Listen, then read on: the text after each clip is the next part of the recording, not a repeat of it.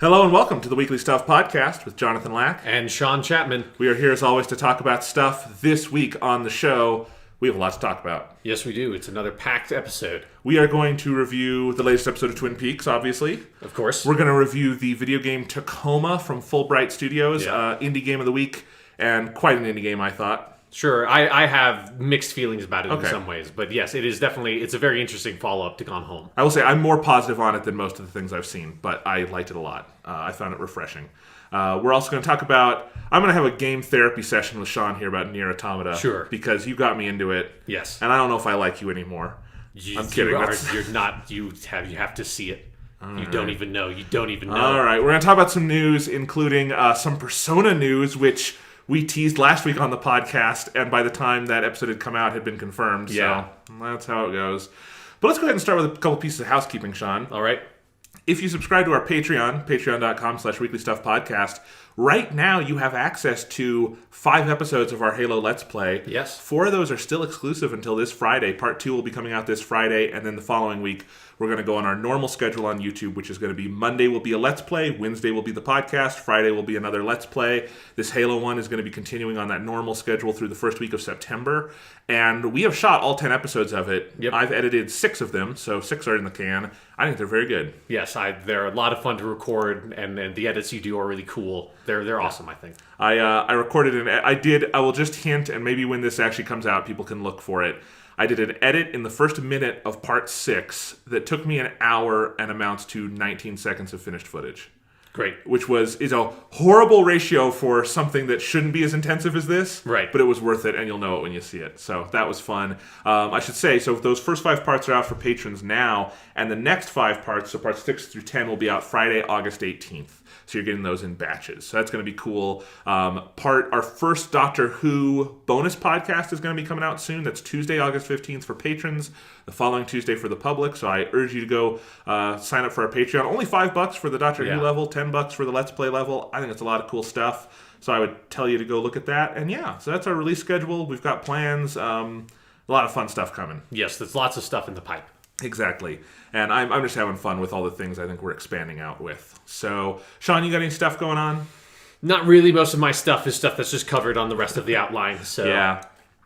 Because you took a little longer to play Tacoma than I did. Yeah. So, all right. Well, then before we jump into the news, why don't we just get into it with Nier Automata? Okay, let's Because that's my stuff at the moment. Okay, yes. I mean, that is also my stuff, is I'm playing through it again. Jesus Christ. I'm like halfway through it on my second actual playthrough. Okay. The vocabulary that people use for Nier Automata is insufficient for the structure of that game. Yeah, so I've taken to calling them routes or campaigns. Yes, the routes is definitely the verbiage for me. All right. Today I finished route. Okay, if you don't know with Nier Automata, it's a game that has many routes, and to do the full playthrough, it's a weird thing. I mean, it's basically just think it as a game that has multiple chapters in it. That the game does a horrible job signaling to you what that structure is. I think there's partially a cultural difference where it is pulling from visual novel traditions and how you structure a story, and visual novels are just not popular over here. And so, for me, I had no issue sort of understanding how and why it is structured that way. But I can understand for most people, it does not try to teach you that that's what it is. I think it just kind of assumes that its audience is going to be familiar with that sort of idea. Other than the note from Square Enix PR. Yes. Well, because the note from Square Enix PR is obviously more aware that, the wider world is not aware of that this is how we've been doing this kind of stuff in Japan for 15 years with different kinds of games. Okay. Well, anyway, we won't get into that part of it. But yeah, so I have finished routes A and B. Okay. Have you started route C yet? Not yet. Okay. I have. So this conversation is fruitless. Okay. Well, it's 15 fucking hours of gameplay, Sean. But at a certain point, there has to be something there to pull me through the fucking game. You have to just trust me and finish the game. Sean, I'm playing it. I trust you. Obviously, I trust you, or I wouldn't have stuck with it. I'm just telling you. I'll tell you right now, if I didn't trust you, I would not still be playing this game. Okay. You would be making a mistake in that instance. Okay. I mean, I'll throw it to you then to start. I'll explain my problems. Okay. Because I don't want to be too harsh. There are things I like about Nier. Because I will also say, like, I did not have any issues getting pulled through the game on my first playthrough. Like, Okay. I understand that, like, I understand what your issues are based on, like, what you've talked about on Twitter. But for me personally, like, I did not have that with the game. Yeah. So let me just say, Nier Automata so far, there's a lot of moments and ideas and visuals, the aesthetics, individual pieces that I like so much. The one thing that has, like, pulled me through more than anything else is I think the music is fantastic. Yeah. And there's no moment where I'm, like, not happy to be listening to the music. So there's that. But, so the A and B routes, I don't think this is spoilery to say, kind of take you through the same story twice. Yes, Or from the two same different portion of the perspectives. story. From two different perspectives, two different characters you play through with. And I should say I've also gotten ending G, which is at the beginning of 9S's playthrough when you accidentally jump off a crane. Okay. And I didn't see that one. Anyway, but yeah, so I got one of the fake. I've seen the credits 3 times. Okay. One of them went by very fast. Yes. Because that's how they do the fake endings. But anyway, through these like 15 hours I've played with it so far, I think that's what's on my play clock at the moment. All of these things still very much feel like pieces to me. And I know there's a lot left, so that's not the worst thing in and of itself. But I have found like all of the pieces I like. And when I like the game, I like it a lot, and I find it super intriguing, and I think it's doing exciting. I think exciting is actually the best word to describe it. Just things that like, that's exciting to me. I haven't seen a game do that before. Yeah. Or something like that. But so far, they so feel like breadcrumbs to me. The game is doling out between a lot of stuff I don't find entertaining or interesting in the middle. Like, the open world element in this thing. I don't understand why this game has an open world element to it. I like fundamentally, the side quests are junk, and I had to stop myself from doing those. I've done 10% of them, and it's just like I was never going to get anywhere if I tried to go through with that. I don't like having to traverse, because the world is like, it's kind of a mess to me of like invisible walls and kind of messy traversal and things like that. And there's this one quest you have to do twice, because you do the same game twice early on, and it's like, you run to the machine village, and you talk to Pascal, who's my favorite character. Yes. And you get something from Pascal, and then you go back to the resistance camp, and there's like, well, now you bring Pascal this, and you run back to Pascal, and that's before you have the fast travel thing, and you don't. They block off the fast travel for you again when you start over, and so like that whole thing, like that's just to me like that's a lot of empty clutter between like more of the game, and that's one example. And even though I think it has this wonderful experimental streak, like when the game will abruptly shift perspective or style of genre and gameplay and those things, but it kind of does early on establish this set of gameplay fundamentals, this third-person combat and open-world traversal, and all of that at a certain point I find kind of mind-numbingly boring. And just slogging through that to get to, like, especially in the second playthrough, which starts out so interesting to me with this alternate perspective, but then the vast majority of it is the exact same missions with a couple of, like, new little cutscenes thrown in, and 9S has one different gameplay mechanic. But other than that, it's the same thing again. And a lot of that just keeps getting in the way of me, like, kind of enjoying the bigger things going on here. So I understand the game probably will become different because you keep saying it will. Yes. But, like, I don't know. There's a lot that I keep feeling the game is almost going to snap into focus for me. And I really thought to start a second route, and I'm like, this is fascinating. And then I had to play a couple of hours of just, I've seen all this before. Oh, that's an interesting thing there with the robots. Okay. Okay, that's an interesting thing. Okay, now I'm to the new stuff. I like this again. And I keep feeling that with the game. I've complained about the combat on Twitter. I should nuance that opinion. Okay. I think the combat is fine. I think there's very little depth to it, and very little that I find, like, it's really flashy and interesting in the first couple hours you're playing the game, and then it's like, okay, there's nothing more to this. And at a certain, even though there's a bunch of systems, the game, I just like all the stuff with like the plug-in chips and the equipment. Like I have not really interfaced with that because the game has not given me sufficient reason to try to deal with any of that yet. But like, and then, at one point I found the combat kind of had weird difficulty spikes, and that kind of annoyed me because the save system is kind of archaic for a game like this. And I'd have to play through things again and again, which this game likes to do. And then at a certain point, also like through the second playthrough, I found the difficulty like had the opposite effect, where I'm just breezing through things and don't even have to think about it really, unless I'm doing the hacking, which is one of my favorite parts. Yeah. And that gets kind of challenging. And that's actually anything on a 2D plane. I like all the stuff in the ships. I like all the stuff in the hacking. I don't like at this point the third person like on the ground combat or the side scrolling combat. Sure. But and so much, like this is 99% of the game is that stuff so far. Sure. Is running around, holding down 2 triggers and shooting the shit out of stuff, and it's mind-numbing, and I don't like it at this point. And like, it's a game where I like all the story and aesthetic stuff. Anything related to the actual gameplay, I'm at a point where I don't find it interesting. So that's kind of when I say I'm frustrated with this thing. It's like, it's you know, I've played 15 hours of this, and there's been a couple hours of stuff that I found really interesting, and then a lot of what feels to me like filler in the middle of it.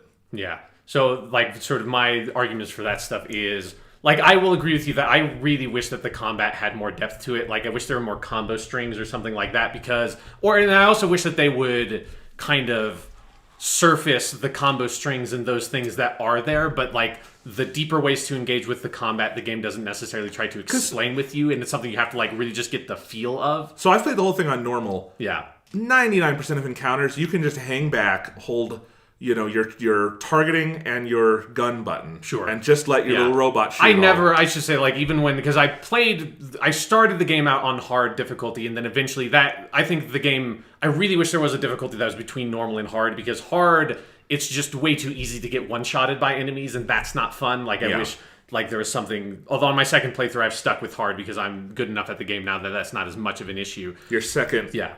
Yeah, it's just, I understand what you mean. But the second actual playthrough. Right, like, playthrough does not mean playing like A, cold B. from the beginning. Yes, exactly. Yeah. So, on the normal, the one thing they changed between the normal and hard difficulties is on hard, L2 does not lock on. Like, that lock on feature does not exist. I think the game is much better that way. When I played on normal, I didn't really use the lock on, other than for there's like those big worm kind of enemies that feel like you kind of need the lock on to take those guys out effectively as 2B. But other than that, I never use the lock on, because that to me does make some of that combat really dull, because it basically just plays itself.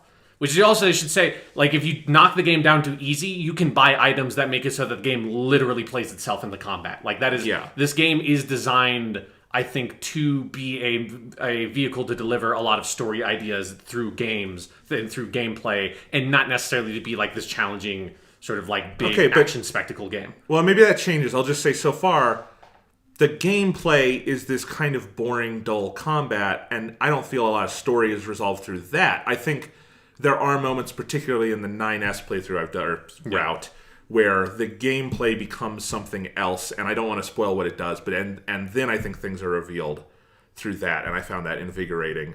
But the other stuff, I like just running through this empty, barren wasteland. I mean, and then my argument to that is I actually really love the sense of space in the game. I like being in the game. I like the way that moving the characters feel. They have this very graceful slide to them, like that dodge move that you have that's like, most games have this, like, you know, it's a dodge roll, like in a Dark Souls or something like that. And in this, or like in Legend of Zelda, it's this little sidestep. And here, it's this really graceful, awkward, like weird slide. Like, it's hard to even describe physically what the characters are even doing to do this movement. But there's this sense of movement and pace and fluidity to moving the characters in the environment. And I think the music and the very somber tone of the game, like that stuff I actually really enjoy, and I'm appreciating even more now, because there's lots of stuff of how the story complicates that, recontextualizes things, that makes it interesting going through again and re-understanding and looking at the world with different eyes in some ways, because you see things differently. And I think there's a lot of things that the game is telling you and giving to you that you can't see yet because you don't have the perspective for it, and then as the story progresses, it complicates things in ways that are, to me, really amazing. I get that, but like, what is it giving me so far that I'm supposed to be enjoying? Like, I just don't look at it that way. Like, for me, especially like coming out the other side, it's like I don't know, like reading half of a book. It's like, sometimes pieces of media are going to challenge you in ways that I understand, like the combat is annoying, things will frustrate you, but when you move through it and you get through it and you come out the other side, like, it's hard for me to even have the perspective you have right now, because the way I see the game is so different based on what I know about it. Okay. And it's like, you just have to like push through it, because it was something I thought might happen with you, is that there have been a lot of complaints about the combat. That's something I didn't have much issue with, but I thought Jonathan might not have as much fun with that. But I think the ways that the game complicates this stuff, and the ways that it deals with its themes. Plenty of stories and games have slow starts, and I have no problem with that. My favorite games of all time are Persona 3, 4, and 5. Right. The quickest of which is a couple of hours to opening up. And the Right. longest of which is Persona 5, which is like 10 hours to opening up. But through that, like, I like the characters. The style feels cohesive to me. The story feels cohesive to me. There are clear things pulling me along. The clearest thing I could point to pulling me along through the game so far, other than like a basic aesthetic thing like the music, would be I do like the narrative material with there's this split between the androids and the machines. Yeah. The machines are fascinating. I love the machines. I wish I were playing as Pascal. I don't really care about 9S or 2B, whatever. They're not really characters yet. And so it's like, that's something that's pulling me through. But again, it's like breadcrumbs so far. And I'm obviously more will come of that. Yeah. But like, it's a long investment, and I've been racing through it. And racing through it is 15 hours so far. That just feels like an awful long time to say, keep pushing through it. So it's all I can say. Like, I don't know. Okay. Like, it's something like you need to trust me that it is worth it. Like, it is something that it gets better and better and better and better and better. And then I think when you start seeing more of like what the game is doing, I think it does recontextualize everything you have been through in such a way that it is worth it. Because I think there's something to be said about like the sense of time and place you spend in the game that to me is very valuable. Because I've seen a lot of the discussion online is people saying like, oh, they should have combined route A and B in different ways. Yes, they should I think have. we can have those arguments. That we can definitely have that argument once you've finished the game. But for me, I did find it valuable to have this sense of time and like sitting with this, because I think it is very valuable once you get further in the story to have had that sense of time with these characters and in this setting and with the story. And I get that. So far, all I can say about like the route A-B split is that I found it more theoretically interesting than executionally interesting. Like, I think that the top and bottom of route B, like the beginning stuff and the ending stuff, is fantastic and really good game, storytelling, whatever you want to call that. But the middle, like, I just felt like the things where it differentiates itself are 30-second little cut-ins, not enough of like actual like making me feel like a different perspective on things. It's really just the same stuff, but I'm playing it with a different body who plays pretty minimalistically differently. I don't know. I would say that like playing as 9S feels pretty different to me. Like in terms of like the combat and that stuff of how you like playing that game, you fundamentally change every single combat encounter because you take away one of the main tools that 2B has and give a completely different tool to 9S. But the combat isn't deep enough for that. Like, I don't like the boss fights in this game. That's one thing I'll say. They're just fucking bullet sponges that take forever. And they're visually cool sometimes. Yeah, like they're definitely like more for the spectacle than like a really deep sort of like mechanic. But like some of those, like they just cut off your hacking ability or something, and then it's just I'm hanging back and shooting, or I don't know. Like there's a lot of it where there's not enough incentive to fully change up either, because again, like a normal difficulty, like normal calibration, I'm not over leveling in any way. I'm not doing any side quests at this point. I have the bare minimum fucking experience. Right. And there was a point where like I can hack these enemies, or I can just L2 R2 shoot, all right, and keep moving. And like in his actual like traversal through the world, he doesn't feel like the weight of the character is moving speed or anything like that. So it feels the same. I wish like they had like one of the things they do that's it's a character thing, but it's also kind of, I noticed on the second playthrough and it felt a little dry to me, is that in your first playthrough, so you have 2B and 9S, and 9S is kind of one of the voices in your ear for all of that because he's your companion, right? Yeah. And I didn't notice, 2B almost never responds to him. And in the second playthrough, 9S is saying everything and 2B almost never responds. And I thought that was thematically interesting, but also at a certain point made the game feel kind of empty in those moments of like, well, okay, what I'm getting out of this is that 9S is a chatterbox and 2B doesn't talk to him. Kind of got that the first time. I'm getting a little bit now. And if anything, I thought you could have taken that middle chunk of it and like, you don't need to play through all of that again. They could have recut that in a different way and had the second playthrough not be like kind of mostly beat for beat what you did the first time. Sure. And where it diverges. Because those moments of divergence are great. I just don't know if it's essential to play through the exact same things again when they come up. I think there are like ways that playing as the other character colors your perception. Like it did for me, it definitely colored my perception of who 9S was and who 2B were in terms of like I felt like I can't say more of that because that's too spoilery. But I do think it does. Again, I think it is something that I totally understand that it is a time investment, but I did ultimately find that time investment personally really valuable for. Because my understanding is from here, I'm not playing the same thing again, right? No. There, Okay. you do not play the Route A or B stuff again at all. Okay, Yeah. that's good. It's just that's a lot of front loading with the same stuff. Sure. Is all I would say. And I don't know. It's one of the things I thought about, like, structurally, like, and I get the visual novel comparison and stuff. Because, I mean, If there they- are literally visual... I guess they're technically sound novels, but visual novels effectively in the game. Because since you've done Route B, you've seen a couple of those. Yeah, and those moments are actually great. And I almost... Yeah, anyway. But, like, one other way I thought of, like, structuring this is what immediately came to mind is something like the original Sonic Adventure, where you have... like the 6 different routes or something, Right? With the different characters tied to it. Now, those you can play in any order, and obviously the sequential nature of Nier is important to it, and it's not going to let you sequence break that. But, like, one way I thought it could have at least signaled where I'm going with it, because some of that is just the sense of, like, okay, where's this going? What am I expecting out of this? Because there's points, especially in the second playthrough, where you're kind of doing the same thing again, where expectation became a problem for me, especially because it front loads it with a lot of different stuff.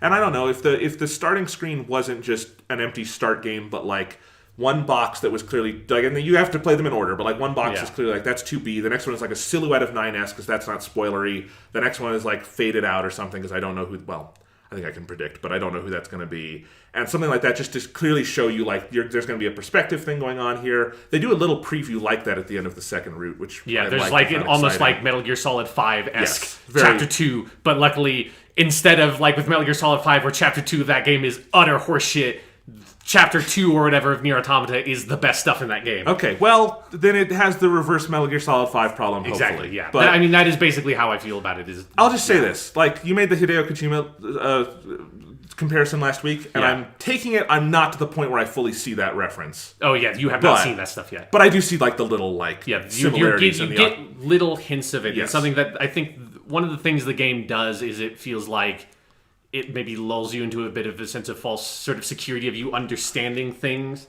and then it like slowly is sort of introducing little pieces of doubt here and there and there and there and there, and I like the way it does that and where it goes. Okay, but what I was going to say is, like, thinking about Hideo Kojima games, I think, pretty much every Metal Gear Solid game becomes a narrative mess at one point or another, obviously. Yes. Yeah. But I enjoy them as games. Like, that's just one fundamental thing I think about. Like, because not all of I'm them. actually the opposite. Like, I didn't like playing any of the Metal Gear Solid games. But, like, Metal Gear Solid 1, 2, 3 particularly, I love playing those as games, and that always is carrying me through, even if at some points I'm going to hit a cutscene where Kojima gives us his, like, 10th grade project about... Yeah, his, like, journal from 10th graders. Like, the internet's a thing. Yeah. And then 4 and 5. 4 is not really a game, and 5, its gameplay is great for the first 15 hours and not the next 70. So, like, yeah. But, like, that's just something that I thought of, and I don't know, maybe it'll be an opposite split for me or something at some point. But I don't know. I had to have a little... I had to talk about this because it's... I don't know. I felt like I'm going crazy at some point, and then I would search, and if you Google, when does Nier... The first thing that autocompletes is, when does Nier Automata get good? And if you look at all the forums... I'm not the only one thinking this. I mean, I think it is not a game for everyone. Like, I would not say that, but it's a game that we need to talk about on this podcast. Sure, but I would say I'm not the only one who thinks this, and clearly, but then there's the opposite side where there's been a lot of people like you coming back and saying, no, just stick with it, But I don't know. I'm rolling my eyes at it so far, but maybe something will come of it. I fucking finished Zelda, and I did not want to finish that game, so you need to finish Nier Automata. All right. I didn't make you finish Zelda. No, but I felt obligated to talk about it on the podcast. I'll keep playing it. Let's see. We'll get Sonic Mania in a week or so, and I can take a break with that. Yeah. I had to take a break with Tacoma, and it was great because there were characters I cared about, and it was beautiful. Anyway, all right. Let's do some news. Okay. Let's start with some sad news. Oh, yeah. So, Haruo Nakajima, you might not have heard his name, but you've seen his work because he was the original Godzilla, the dude in the suit. Yes, the man in the suit. For 12 films, starting in 1954, and also appeared in small parts in lots of films of that era, just from Kurosawa. That includes Seven Samurai, Hidden Fortress, Yojimbo. He's one of the bandits in Seven Samurai, so kind of bit parts. He passed away this week at the ripe old age of 88, and that meant we got a bunch of wonderful images on Twitter of him, like, taking the head of Godzilla off and being in half of the costume, and that's awesome. Yeah, it is a unbelievable testament to the vitality of that man that he lived to the age of 88 when he was in 12 fucking Godzilla movies at the beginning. Yeah. Like, if you've not seen pictures of, like, those suits and the people having to be in those suits, or heard the stories of people passing out and stuff in the suits, because, I mean, they are giant rubber suits that are much bigger than people, that have, like, big fucking sticks attached to the legs, because you have to lift up the leg because it's so heavy with, like, your arm and your foot. And it's like, the people that had to play those monsters that was an intense job. Oh, and, yeah. and that, I mean, anyone that was able to pull it off is amazing to me. The fact that he was able to do it for 12 movies is unbelievable. And, he's in a suit. You don't see him. It's a great performance. Exactly, yes. There's acting going on there. And versatility, because, if you look at, like, the 12 Godzilla movies, those first 12, Yeah. there's a range there There of is. silliness and Yes. seriousness going on. He's a fantastic dramatic actor and a fantastic comedic actor. Yeah, and just, what a fucking legacy to be the original Godzilla, one of the single most iconic pop culture creations of the 20th century. Yeah. And you were the dude in the suit. That's awesome. Yeah, it was cool that he lived long enough to see that, like, Godzilla was coming back in vogue. Yeah. That we had the American movie and then Shin Gojira, which I got the Blu-ray of. And Nice. It's cool. That's awesome. Yeah. Yeah, that's just, it's sad. Lived to 88, which is awesome, but it is like, feels like the end of an era. Yeah. Because, just for God, but that also speaks to how long Godzilla has endured. Mm-hmm. That we've passed the 50th anniversary. The first Godzilla is gone. Yeah. But it lives passed on. away of just old age. Yeah. And luckily not suit-related Yes, causes. exactly. That was always sort of the fear. It's like, who knows what they made those suits of, man. All right, sticking with news out of Japan, let's go to the big news of this week, which is, big, stupid, weekly stuff, entertainment news of this week, which is that new Persona spin-offs were announced. They were. I feel like we kind of talked about this, Jonathan. 3 of them, count them, 3 Persona games were announced. Last week on the show, we talked about the announcement of Persona 5, the animation, which we're excited for, and the rumors of the new dancing games and the new Persona Q game, and we were like, I wonder what those are going to be. And by the time that podcast had actually come out, like 12 hours later, Atlas over in Japan had scooped us. Yeah. And They realized, put it out, we'll make them look like idiots. They wanna say- got the news somehow. 26% of our audience is in Japan, Yeah. which I'm very proud of. Maybe that includes someone at Atlas. It just might. It just might. We've talked about Persona enough. Who knows? Yeah. But They're keeping yes. tabs on us. So let's start with the simpler one here, which is that Persona Q2 is announced. Yes. It's all we know is it's for Nintendo 3DS. They had a teaser website you can go visit. All it's got is an image with a kind of chibi-fied version of the Persona 5 logo, Yeah. the Take Your Heart thing. And then we know it says is Persona Q2, which probably will not be the final title of the game, and that it will be for Nintendo 3DS, which makes sense because, again, I don't know how Etrian Odyssey, which is what Persona Q is, goes to any other platform. It's the most DS game. So yeah, I'm excited for that because Persona Q1 is one of the best games on the 3DS. It's so good, and clearly this one will involve the Persona 5 cast in some form. Yeah. I wonder if they'll bring in both the Persona 3 and 4 cast because they're clearly not abandoning those based on our next piece of news. Yeah. But I'm very excited for this. Yeah, it does. I am curious to see if they are going to continue with the crossover side of it, or if it will just be a Persona Q game with just the Persona 5 cast. Which they could do. Yeah. It would be, it's, the fun of it the first time was in part seeing these casts clash. Yeah. But yeah, we'll see what happens with it. Because I think at some point, you have to make the choice, do you have the cast of all 3 games together? Because that's a huge number of characters, right? It is. At some point, that just becomes untenable. Well, and Persona Q1, remember, has 2 routes through the game, which is you pick the Persona 3 or 4 cast. Doesn't change the vast majority of the game. The dungeons are mostly the same. But it does give you different events and kind of who's kind of in the driver's seat for the game. And if you did that with 3 casts, that would, triple the workload. So, yeah. But I've never gone back and played the other route on Persona Q2. I did it with the Persona 4 cast at the time. But that game's also took me 80 hours. So Right, yeah. it's an investment if I wanted to do the other one. But yeah, maybe this will be the thing that gets Sean to buy a 3DS. Maybe. Who knows? Anyway, maybe if they put out a Persona Special Edition 2DS. Sure, and Cut the price price in dropped half. it, yes. And give you specifically a coupon for $70 off. It's just, every time I think about it, it's I know I would not have the time to fucking play any of these games and still play more games. And it's when I think about spending over $100 on that, it's that feels like such a stupid fucking choice to make. It's the best choice you'll ever make because the 3DS is fantastic. Anyway, When would I play it? the game's not on the 3DS is Persona 3 Dancing Moon Night Yes. and Persona 5 Dancing Star Night, 2 sequels to the terrific 2015 Yes. game Persona 4 Dancing All Night. They are coming spring 2018 to Japan, presumably to the rest of the world later that year because they're not keeping Persona games in Japan anymore. And they will be on the PS4 and the Vita, at least in Japan, probably not worldwide because rest in peace Vita. And yeah, we got a teaser video for both of them. I think we could all presume we were going to get a Persona 5 dancing game. Yes. But a Persona 3 dancing game? That's I'm so happy. Good. Yeah, like, I'm glad that they've done this thing where they have split them out because it was something that I just really wanted to at least have some of the Persona 3 songs you know, for that, for the rhythm game thing. But so it's like, oh, maybe if they make a sequel, they can put some of them in there because I don't know if they would like do a whole Persona 3 one. And yeah, it just seems like the Persona 4 Dancing All Night must have done really well in Japan because they're making 2 fucking sequels to it back to back. I'm so happy. At the same time. Like, Persona 5 Dancing Star Night is going to be great, and I'm looking forward to that. Persona 5 has a great soundtrack. That said, Persona 3 looms larger in my heart at this point. The music, I think, is even more danceable. Sure, yeah. It's got fucking Lotus Juice. Remix of Burn My Dread was so fucking sick So on that good. trailer. And watching that trailer and just them like dancing in the dorm and on the roof, and in the mall. Yeah. Oh, I can't wait. I cannot fucking wait.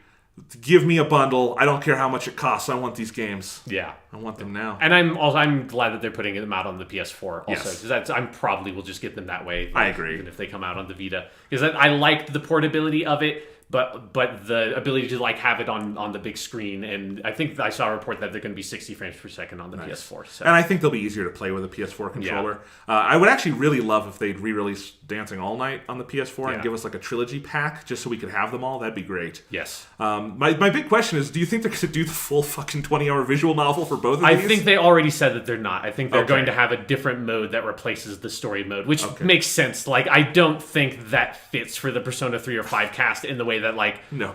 I think the story mode in Dancing All Night definitely had flaws, but, like, it made sense as a Persona 4 story, and I definitely enjoyed it. It's amazing how much sense it made, because, like, I was actually trying... My brother has played Persona 3 and 5, but he jumped over 4, because he doesn't have a Vita. But, like... what's funny is that I was trying to explain to him like what the plot of Persona 4 Dancing All Night was, and I'm like, it makes sense if you've played the game. Like, he's like, you got an idol on your team, and I'm like, yeah, and she's awesome, and it makes sense. You just have to play it. So one day he'll play Persona 4 and he'll see the face of God and get it. But yes, these are 2 of my most anticipated games of next year. Me too. Like, I played the shit out of Persona 4 Dancing All Night. Like I said on our like political podcast we did after the election, that was the game I went to election night to like de-stress. It was like, I just need to dance with Nanako.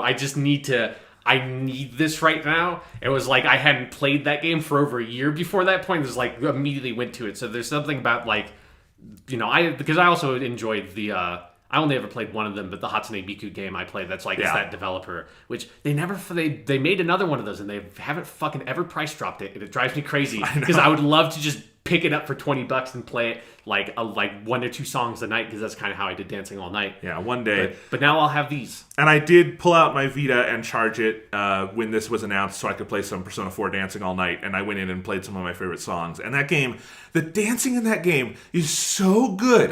It's so good, and I just can't wait to see it with particularly the Persona 3 cast. But hey, the Persona 5 protagonist is a smooth motherfucker, and I want to see him dance. Yes. I want to see Morgana's dances. It's all going to be great. I hope they have Morgana in his cat form and his like real cat form. Sure, doing some dancing. Actual anatomically correct cat dances would be pretty good. There's just so much potential for both of these. It puts a smile on my face with this. And like, you know, another thing, like Thomas has played some Persona, but he has not jumped into the world of Persona spin-offs, which if you haven't played Persona 4 is kind of hard to do. Yeah, that's the sort of the nexus so far. Right.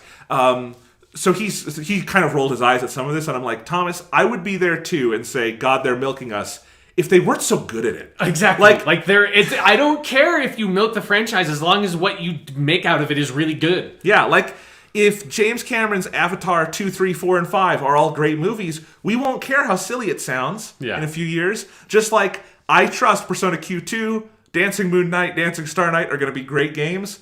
And if they're great, I don't care how much money I have to shell out. Yeah. That's how it works, you know? Yeah. One sort of point of order, something I really hope they do more for me personally for the Persona 5 one, but it would be nice for the Persona 3 one as well. I hope they have the Japanese voiceover in it as well, because that was something they did not have in Persona 4 Dancing All Night. But since I've only played Persona 5 with the Japanese voices, because I got so attached to them, I think if they didn't have the Japanese voiceover, I would just get the Japanese version of the game, because I cannot. It's not that I think the English voices are bad. I just can't move that association. It's too entrenched. They imprint on you. It's kind of like with Persona 3. I like the English voices I know from years of playing that game. But yeah, I feel like once Persona 5 opened those floodgates, we're probably not going to close them. Like a lot of it's now become the standard to have dual audio. Like that switch over, I think has happened in the PS4 era. So I would expect that. And and hey, no one's stopping you from buying them in Japan if you want. Exactly. So they're just slightly more expensive that way. That's very true. But yeah, I'm looking forward to it. It'll actually also be interesting because Persona 3 has not had a ton of opportunities to have to do a big redub of anything. Mm-hmm. And hey, that dub is 11 years old, and they have changed a lot of the voice actors, so it'll be interesting to see, like, we're probably going to get a lot with new Fuka and things like that, which we've gotten in the Arena games and a little bit in Persona Q, so that'll be fun to see as well. The Persona 5 cast, I don't think they'll have problems with that since that game is very new. But yeah, hey, the Persona train is chugging right along, and I couldn't be happier. Yes. Also, just fantastic choice of titles. Oh, God. I love that it went from being a, like, title that made perfect sense in English, Dancing All Night. That is a thing that people say. Like, yes. And then it did the classic sort of Japanese thing of, oh, right, it was only in English because it sounds cool in Japanese, not because it means anything. Right. So, of course, it's just Dancing Moon Night and Dancing Star Night, utterly meaningless phrases, but fucking awesome phrases. Awesome, and to their credit, I have not had any trouble remembering which one is which. Exactly. It's just, it makes sense. I love it. I cannot wait. Speaking of Japanese franchises, Dragon Quest announced some cool stuff. Yes, it did. Let's go with a smaller announcement first. Dragon Quest 1 through 3 are being re-released to the PlayStation 4 and the Nintendo 3DS in Japan. The 3DS is actually a significant one there because 4 through 9 and now 11, the new one, are all on the 3DS worldwide. Well, 11 not worldwide yet, but the other one's worldwide. So you've always been able to play most of the Dragon Quest games on the DS or 3DS, but if you have a 3DS, you can play all of them. Right. And now they'll have 1 through 3 on there, so the 3DS, at least the Japanese one, will be able to play all except, I think 10's it's an online 10's game, an MMO, so there's no way that's on 3DS. But yeah, that's pretty cool. I would hope they bring those over here. They do have translations for those games, so it's not completely untenable. But I know you've been playing some of these recently. Yes, as those are the 3 Dragon Quest games I've played. They're good. Dragon Quest 2 is the weakest. You can maybe skip that one, but Dragon Quest 1 and 3, both pretty awesome games. Yeah, and we were talking about earlier this year when you were playing them, like, I hope they put these out on a modern console at some point. So this is neat. Yes. Yeah, so I like that they're doing that. Dragon Quest has not abated in popularity in its home country. Japan, no, it's selling 2 million copies or something fucking absurd in just in Japan. I will be curious to see when 11 gets out here, given that the PS4 is kind of a gold machine for anyone who puts games out on it. Yeah. If that's maybe going to be the moment when Dragon Quest becomes something over here. Sure, at least like more of a something. Right. Like, I don't think it's certainly never going to be like Final Fantasy big, but it might be able to find more of a wider audience, hopefully. I really think it could, because I think the PS4 has kind of a weight to it. Yeah. That people, especially for JRPGs and things, that cult weight around games. That'll be interesting. But speaking of PS4 Dragon Quest games, Dragon Quest Builders 2 has been announced for the PS4 and the Nintendo Switch, which is awesome. Makes me wonder why the Dragon Quest 1 through 3 aren't on the Switch, but whatever, we'll see. But Dragon Quest Builders 2 is the sequel to last year's Dragon Quest Builders, which was actually a very acclaimed Minecraft-style Dragon Quest game with great writing. Yes, and because I always wanted to go back and play that the whole game because I only ever played the demo of it. I never found the time. Yeah. But I really loved the demo. Yeah, and Dragon Quest Builders 2 seems like it'll be more of the same, but with new stuff. You'll be able to like glide over the maps, Breath of the Wild style, which is neat. Cool. And it's going to be on the Switch also, which feels like such a perfect platform for that game. That might get me to play one of these. And that's like, again, I don't know a ton about Dragon Quest, but Dragon Quest Builders had at least a very fun demo. And the people in the US who played it last year fucking loved it. Like, to a person, that got pretty good reviews. It was just extremely pleasant to play at all times. But it was like, it was nice because it was sort of Minecraft-esque, but had a lot more sort of like purpose and direction to it, which is like, I don't think Minecraft necessarily needs that, but I like that there is a version of one of those games that has that because that's useful. Yes. So, neat stuff. Yeah. Look, we've already talked about that next year is going to be seemingly a banner year for JRPGs with all that's coming out in like the first half of the year. And now we got Persona spin-offs, we got Dragon Quest re-releases and Western releases and spin-offs. There's a lot of JRPG stuff coming. Yeah, Japan's gaming industry is booming. Yes. All right, going back to America for a minute. We never do this, like comment on production stills from movies. No, but you were so taken by this one. I was so taken by this one. So Deadpool 2 is currently shooting. Yes. Sequel to one of the two best X-Men movies, Deadpool. Sure, yes, we can qualify it that way. It's either Deadpool or Logan. It's Logan, but Deadpool's good too. And Deadpool is the best comedic X-Men movie. Sure. But it is also not the only comedic X-Men movie in my books. I would also put X-Men 3 and presumably the X-Men Origins movie in there too. I just never saw that one. No, that's not comedic, that's soul-crushing. Okay. Don't watch it. Is the way that it is soul-crushing amusing to some sort of like far-flung, aloof god that is looking down and laughing at your misery? No. Not even that. No, that's bad. Sean, it's a bad movie. That's bad. It's not like Batman and Robin, haha, bad. Okay. It's kill me bad. Maybe it is comedic to me then because I haven't seen it, but I find your misery sort of amusing revolving around it. So anyway, it counts for me. But with Deadpool 2, they're introducing Cable, as Deadpool promised us in the Ferris Bueller-esque closing to Deadpool 1. Yeah. Cable, I guess, is a big character in the comics. Yeah, Deadpool and Cable is like... It's like Superman, Batman. I don't know. Except for they don't fight each other. Right. And this, like, matters so much to Ryan Reynolds, who we know, like, he's the biggest Deadpool fan out there. Yeah. And that's why he's making these movies. That actually he and the original director, Tim Miller, of Deadpool 1 had a disagreement over who to cast for Cable, and that forced Tim Miller out. Brought David Leitch on, who was the co-director of John Wick 1 and Atomic Blonde, which is in theaters now. Charlize Theron, he directed that as well. Yeah. And he's directing Deadpool 2. Yeah, I kind of want to go see that, because anyone associated with John Wick has my attention, frankly. I like Charlize Theron. Yes. Who doesn't like Charlize Theron at this point? But anyway, speaking of all of that, it seems like Cable has been very important to them. They finally cast Josh Brolin in the role, and I thought that sounded kind of interesting. But look, I know nothing about Cable. I don't read comics. But he's from the future. Yes, they put out some pictures of Josh Brolin as Cable, and I just have to say, I'm so excited for this movie, because whatever Cable is, they're going for it, and Josh Brolin is completely on board, and it made me laugh my ass off in the way Ryan Reynolds, I think, probably wants you to laugh your ass off at it. Like, honestly, now that I'm thinking about it, the thing it reminds me the most of is when you see, there's been, over the past couple of years, I think since around like 2010 is when they started doing this more. In Japan, there's been this string of live action adaptations of like manga and anime. And for them, in Japan, the methodology is very different than like superhero movies over here, which is like what I guess would be the closest equivalent. Where over here, like you kind of cast someone that looks like the comic book character enough that like you buy that it's them, but you're not like changing them so that they look 100% exactly like the person from the comic book. You know, they didn't go in and make give Tom Holland the exact Peter Parker haircut from the original Spider-Man comics and all that stuff to make him look like a cosplayer. In the live action anime adaptations they're doing in Japan, they go through every single length possible to make them look like the greatest cosplayers in the world, to look exactly like these anime characters who, because they're anime characters, look nothing like people in the anime. And that's what Josh Brolin's Cable looks like. He looks exactly like the comic book character in a way that you don't normally do in comic book movies. Like, his hair is totally different. He's got all of the scars and the weird eye and everything. They did just do like a light passive makeup on him to sort of make him make him look a little bit more like Cable. They're like, we're going to make you look nothing like Josh Brolin anymore and make you look everything like the best Cable cosplayer money can buy. It's why I'm so excited for the Full Metal Alchemist movie that's coming out in Japan. They had a trailer recently that shows all the side characters, and I was just giggling with glee. I cannot wait for that fucking movie. And I have to imagine that if you are a fan of Deadpool and Cable comics, you looked at the Josh Brolin picture and it's the same thing, like just giggling with happiness.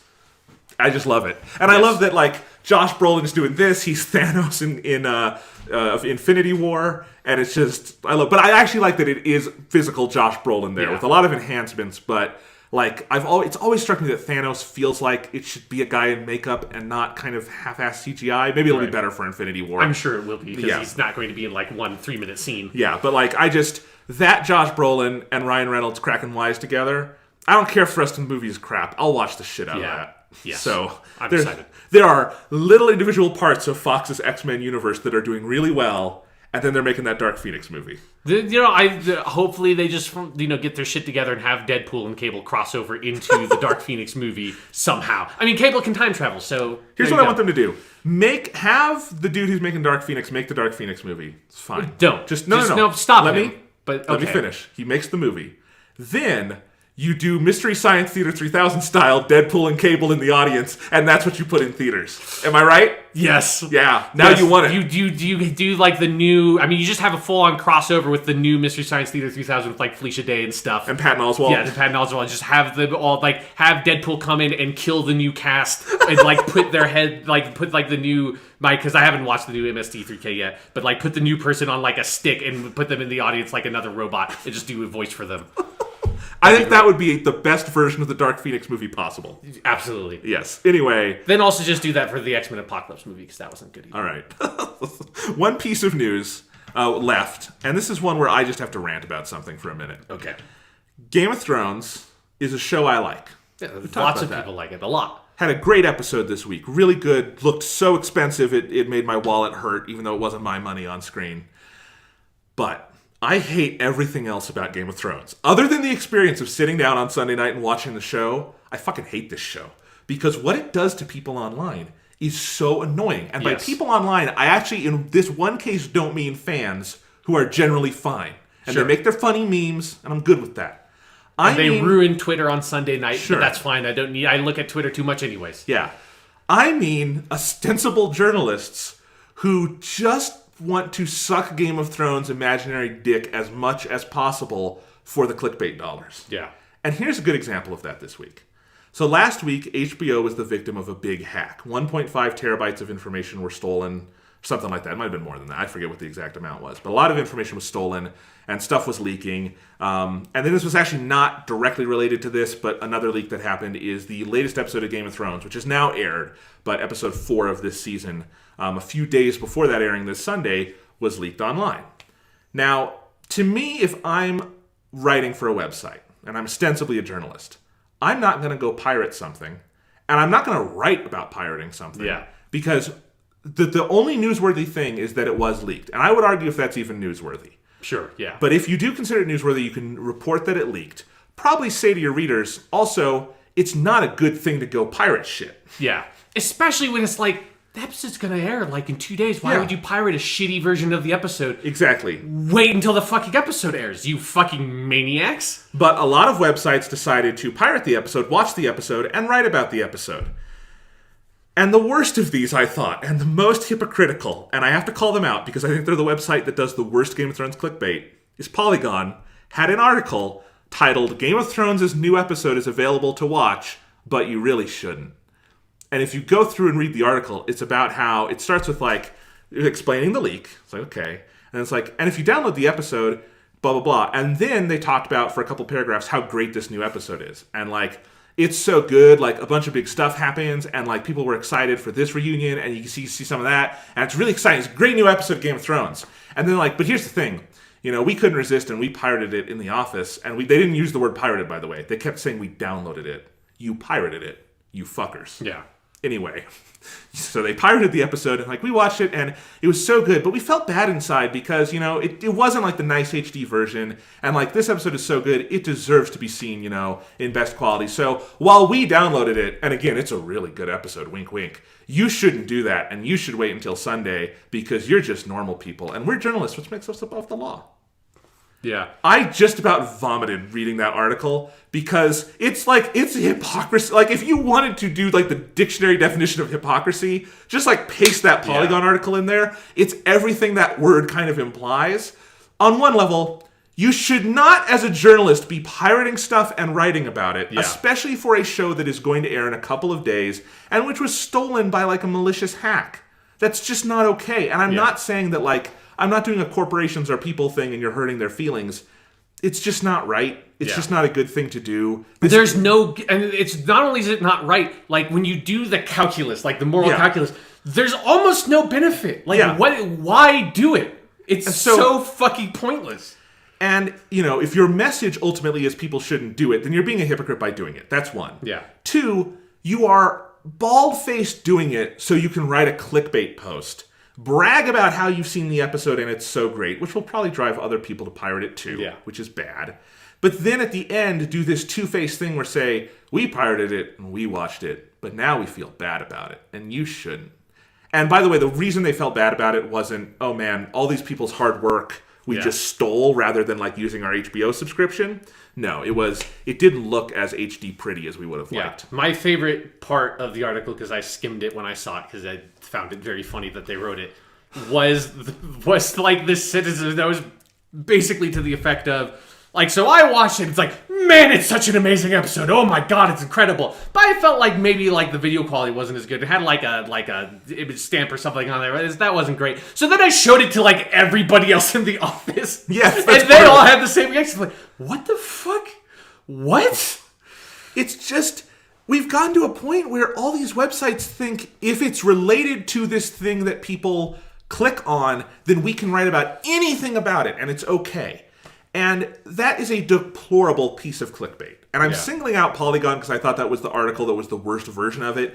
But a lot of websites were doing it. One of the former, I guess, Gawker isn't a thing anymore, but of the Gawker media sites, one of them, I don't know which one it was, I only read Kotaku and it was linked on there, wrote about the leak. And they openly pirated it and everything. At least it was a more intellectually honest article, which was just, spoilers ahead, we're going to summarize the episode for you. Also a shitty thing to do, I think, but they weren't apologizing for it. They were just giving you it. There was no wink to it. It's a shitty thing to do. At least it's the intellectually honest shitty thing to do. Yeah, sure. So, like, all of this is bad. I just feel like if something leaks like that, there is, one, as you said, there's no upside to pirating it and doing that except to get the empty clicks. Yeah. And I don't... And I'm not naming the person who wrote this article or anything because I think there are institutional things above and beyond any individual that causes these things to happen. But I really do. It's like, I don't know how you have like pride in your work when that's what you're putting out. And it's just like, and then, I remember Sunday night, I went back to the site and they had their 5 different recap articles. And I'm like, I hope you're all proud of yourself. You couldn't wait until fucking Sunday night. Anyway, it was a good episode. Cool. It's fucking assholes. Yeah. I just can't tolerate this shit anymore. I am looking forward to when Game of Thrones is over, and then 5 years later, I can watch it. Okay. Removed from all the bullshit. God, it's too popular for its own goddamn good. Yeah. Except they have the money to do what they did on Sunday night, which was cool, but still. Anyway, let's talk about a video game. What video game should we talk about, Jonathan? Let's talk about Tacoma. Tacoma. Yeah, so let's talk about Tacoma. This will be one of our 2 reviews we're going to do this episode. And Tacoma is the latest game from Fulbright Studios. Their first game was Gone Home, which was the indie hit of 2013. Yep. There was a couple indie hits that year. That was one of the biggest indie hits of 2013.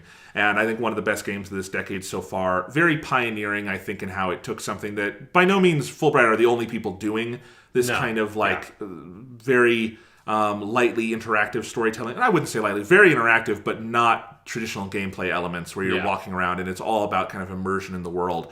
But I think Gone Home did it uniquely well, and even as we've seen other games try this stuff, still I think is kind of uniquely good at it. Yeah. Tacoma is in some ways a very, very different game, but in some ways it has a lot of the same qualities. It's definitely like the same kind of game, but it has a lot of new tricks to how it's telling the story. Tacoma is out now for Xbox One and PC, and I think Mac and Linux and all those things too, like the Steam suite and all that. I played it on Xbox One. You played it on PC? Yes, I played it on my laptop. Okay. How I played Gone Home, and there's something about the physicality of the mouse for those games that I really like, being able to just pick things up and have them right in your face. Remind me, once I get through the intro, I have to ask you how it ran on your PC, because it has problems on Xbox One. But anyway, so Tacoma is different in part because Gone Home was a story largely without any dialogue to it. Like there's a couple of like little voice clips you got as you progress through the story, and you're completely alone in a house. Tacoma is in the future. It's in space. You have a lot of voice acting in it. Some of the mechanics are very different. It's kind of a different genre, but I got a similar feeling. I don't think this game is as good as Gone Home. No, I did like this a lot, and I liked it more than I was kind of expecting because the initial reaction was kind of tepid. Even if I don't think it's the most amazing game in the world, and it's not, there's just something about what Fulbright does with this and with Gone Home. I think the quality of the moment-to-moment writing is so good and so natural and so human in ways that you so rarely see in games. I think the density of the world and how much they are able to give you with just the actual environment is how they tell the story. That's the vehicle they tell the story through. And I find that so immersive and interesting. It's another game that, to me, it's a short game, and you could argue about like the length of the game versus cost and all those things. But I found it to be a very tight package in that it took me about 2.5 hours to finish, and I really liked and was driven through that whole thing. I love the aesthetic of it, and the whole thing. I came away from it feeling like that was a 2.5 hours very well spent, and just a creative and well told story. And that's kind of all I asked for. So yeah, for me, I'm more negative on it. Because I played for my Steam clock is like says 3.8 hours. That's probably a little bit inflated from like, going to the bathroom in the middle of the game or fiddling with the settings at the beginning to make sure like I got it kind of where I wanted with the frame rate I wanted. So, but like my methodology of playing it was kind of like what I did with Gone Home. Is I'm very, very thorough with these kinds of games. I got actually most of the achievements in the game. I got like all the ones for unlocking every single cabinet in the station and seeing all the shit and finding the cat in all the rooms, and like there's a lot of little tiny hidden things. So I was incredibly thorough with the game in a 3.8 hour playthrough. Like, I don't think you could play the game and have it be much longer than that. I think 4 hours is about the cap of time to spend in it. And it was something that in the first, because I played it in 2 sessions because of how thoroughly I was playing it. It was kind of like about like in the middle almost like actually exactly the middle, because you can sort of like piece the game structure out in like very like clear chunks of per each crew member and the 3 sections of the ship that have 2 sections in each of them. So it's like almost exactly like dead in the middle of the game. I had to stop because I realized I was getting a little bit impatient because of how thorough I was being. I was like kind of pushing through things too fast. I'm like, no, I need to back off, come back to it tomorrow, and like refresh like with the patience I want to be able to go through and see all this stuff, because it is an exhausting way to play those games, but I think it's for me the most interesting way to play them, because again, that's how I played Gone Home, though Gone Home is a little bit shorter, so I was able to do that one in one whole sitting. But with Tacoma, like that first night I had playing it, I came away really positive, and I was really loving it, and I really loved that stretch of the game. And I thought like I love the characters. I think like, as you said, like the moment to moment writing I think is really great, and the characters are really fleshed out. I think honestly my favorite thing about the game is I love the setting. I think like the space station of Tacoma is fully realized in really interesting ways, and being able to pick up like space toothbrushes and like all like the weird like space snacks and all the things they have on there, because it has the same level of intensive detail in the environment that Gone Home had. But whereas Gone Home was this sort of like nostalgia thing in going through that house, because it's not Gone Home was set in the 90s. So in Gone Home, you're looking at like super high-res JPEGs of stickers on like X-Files VHSs, and that is its own sort of fun reward, for someone who was a kid in the 90s. There's something even more exciting to be being transported to like the year 2088 or 2089, whichever it is. 88. Yeah, because it's like some of the timeline stuff gets a little weird and because they don't give you a fucking clock. I really wish they put a clock and like date and calendar thing on your menu, because it should have been there. But anyways, in the year 2088, and so you're in the future and you're on this space station, and you just get to see all the little pieces of what living on this space station in this sort of imagined future is. And as a piece of sort of like speculative or science fiction, I think that environment is so meticulously constructed, and that's by far my favorite part of the game.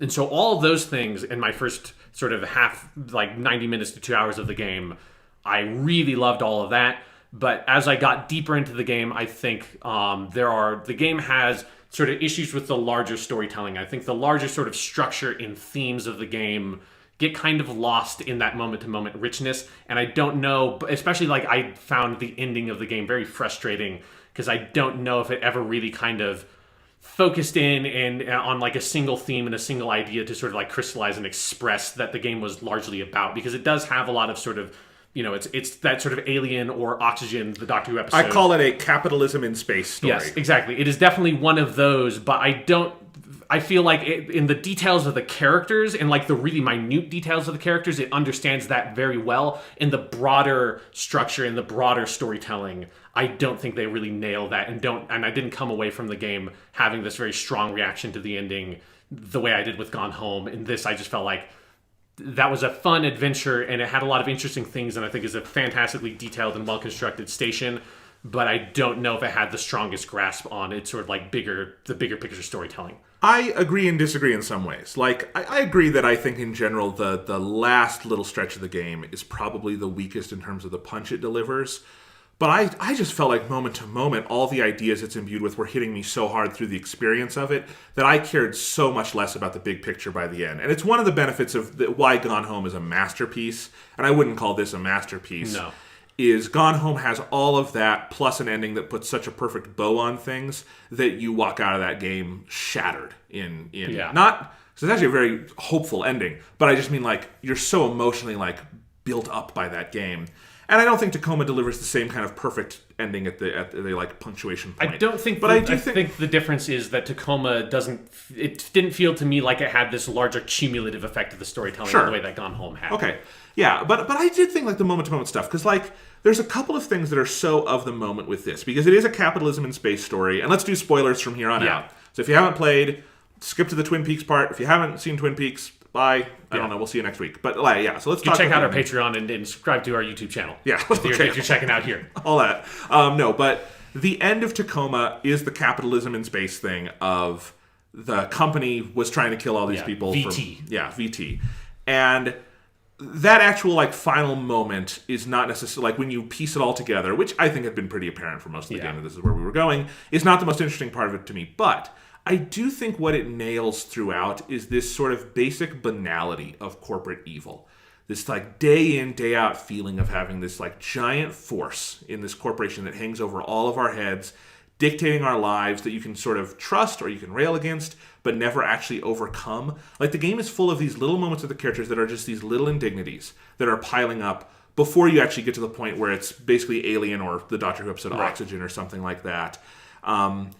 And those moments, so like for instance, when the crash or the thing that like the meteor strike that they think is a meteor strike first happens, and you can watch, because we'll talk later about the main gameplay mechanic here, which is this AR video where you can like, it's like an interactive cutscene almost, where you can walk through it. And it's basically like a full video game version of the thing they did in Batman Arkham Origins. Yes. Which is very cool. And I think it's one of the coolest things about this game. But and you watch that and you see like as the characters break apart, what are all their different reactions? And some people are just, they are so beat down by the system, they know they have to save themselves or they'll never be saved. And there's the person who has chosen the only way to go through life is I have to trust that this will be okay. And, you know, you see all the little signs of the corporation throughout. And that just like the way they do loading screens in this game to get to another place is you stand on the little thing and watch. And even though these are workers on the station, they have to watch the ad for the fucking thing they're building. And all of those are little details that feel so real and immediate to me in a world where every day we face some other corporate indignity like that. Every fucking day, no matter who you are in the United States and probably around the world, you face those. Like the day I was finishing or playing Tacoma, I was also dealing with YouTube bullshit where we were trying to get some videos up and they wouldn't process. And hey, guess what? If you don't have enough subscribers, YouTube literally doesn't have customer service and things like that. Right. Or I cut this from the outline, but I had a whole part where I was going to rant about I went to see Dunkirk on IMAX. And the actual experience of seeing the movie once it started was pretty good. But good God, do I forget until I go back to one of these main theater chains how much I hate them these days. And the number of trailers, and the people talking in the fucking movie, and they don't get their lighting right and things like that. And the tickets were $20 a piece and things like that. Right. And just those things but there's no other choice for a lot of this because that's like the world we live in. And so I like all of that. And I think there's a lot of just those little moments of the banality of that I think is interesting. And I almost wish the game at the end, if I were like giving my critique of this as a story, I might not go as far as the game goes with that. Okay, they were literally trying to kill everyone. Right, I think that feels like, because so much of the game feels so much more every day than that, because I think the other intersecting theme here is this interesting backstory of the people on the ship are part of a union, and this like future space union. These workers have fought politically to keep human workers here instead of automated workers, which is obviously a really big thing we're dealing politically with right now. And I think that's an idea that I find interesting also in that we're watching these workers as AR reconstructions of themselves, which is this interesting kind of constant push and pull that reminds you of that these are people who have fought and are now going to maybe die for having this right to just have the basic dignity of work. And yet the way we see them throughout this game is as like an automated reconstruction where they look like robots. Sure. And things like that. So I think there's a lot of interesting like thematic through lines going on here. I probably agree that I don't think there's an overall punch at the end that is as powerful as it could be. And I think the specific thing they really never do anything with is the last note of the game is this thing about the AI and AI freedom. There are little hints of that throughout the game that you can find. I would not say they're part of the actual narrative text, and I think that was a reach too far. Yeah. But other than that, I just, again, moment to moment, I found a lot of interesting things here, and it's particularly in the way the story is told. So those were some of the things that hit me. Yeah, for me, I feel like I agree with some of that, but I also think the story is very self-defeating, because I think it has moments of that, but then it also pulls away from, like, particularly the ending is very self-destructive to that, like, the banality argument, and we'll get to that. But then I also think one of my issues with the game was that I think the timeline that you're engaging with is way too compressed, because by the vast majority of your interaction with these people's lives is all contained in that like last 3 days, right? It starts with like you come upon the obsolescence party thing, which is how you're introduced to all the characters, and then in the middle of that the explosion happens that shoots all their oxygen into space, or most of their oxygen into space, that they think was a meteor impact, and then most of the story is then told after that point.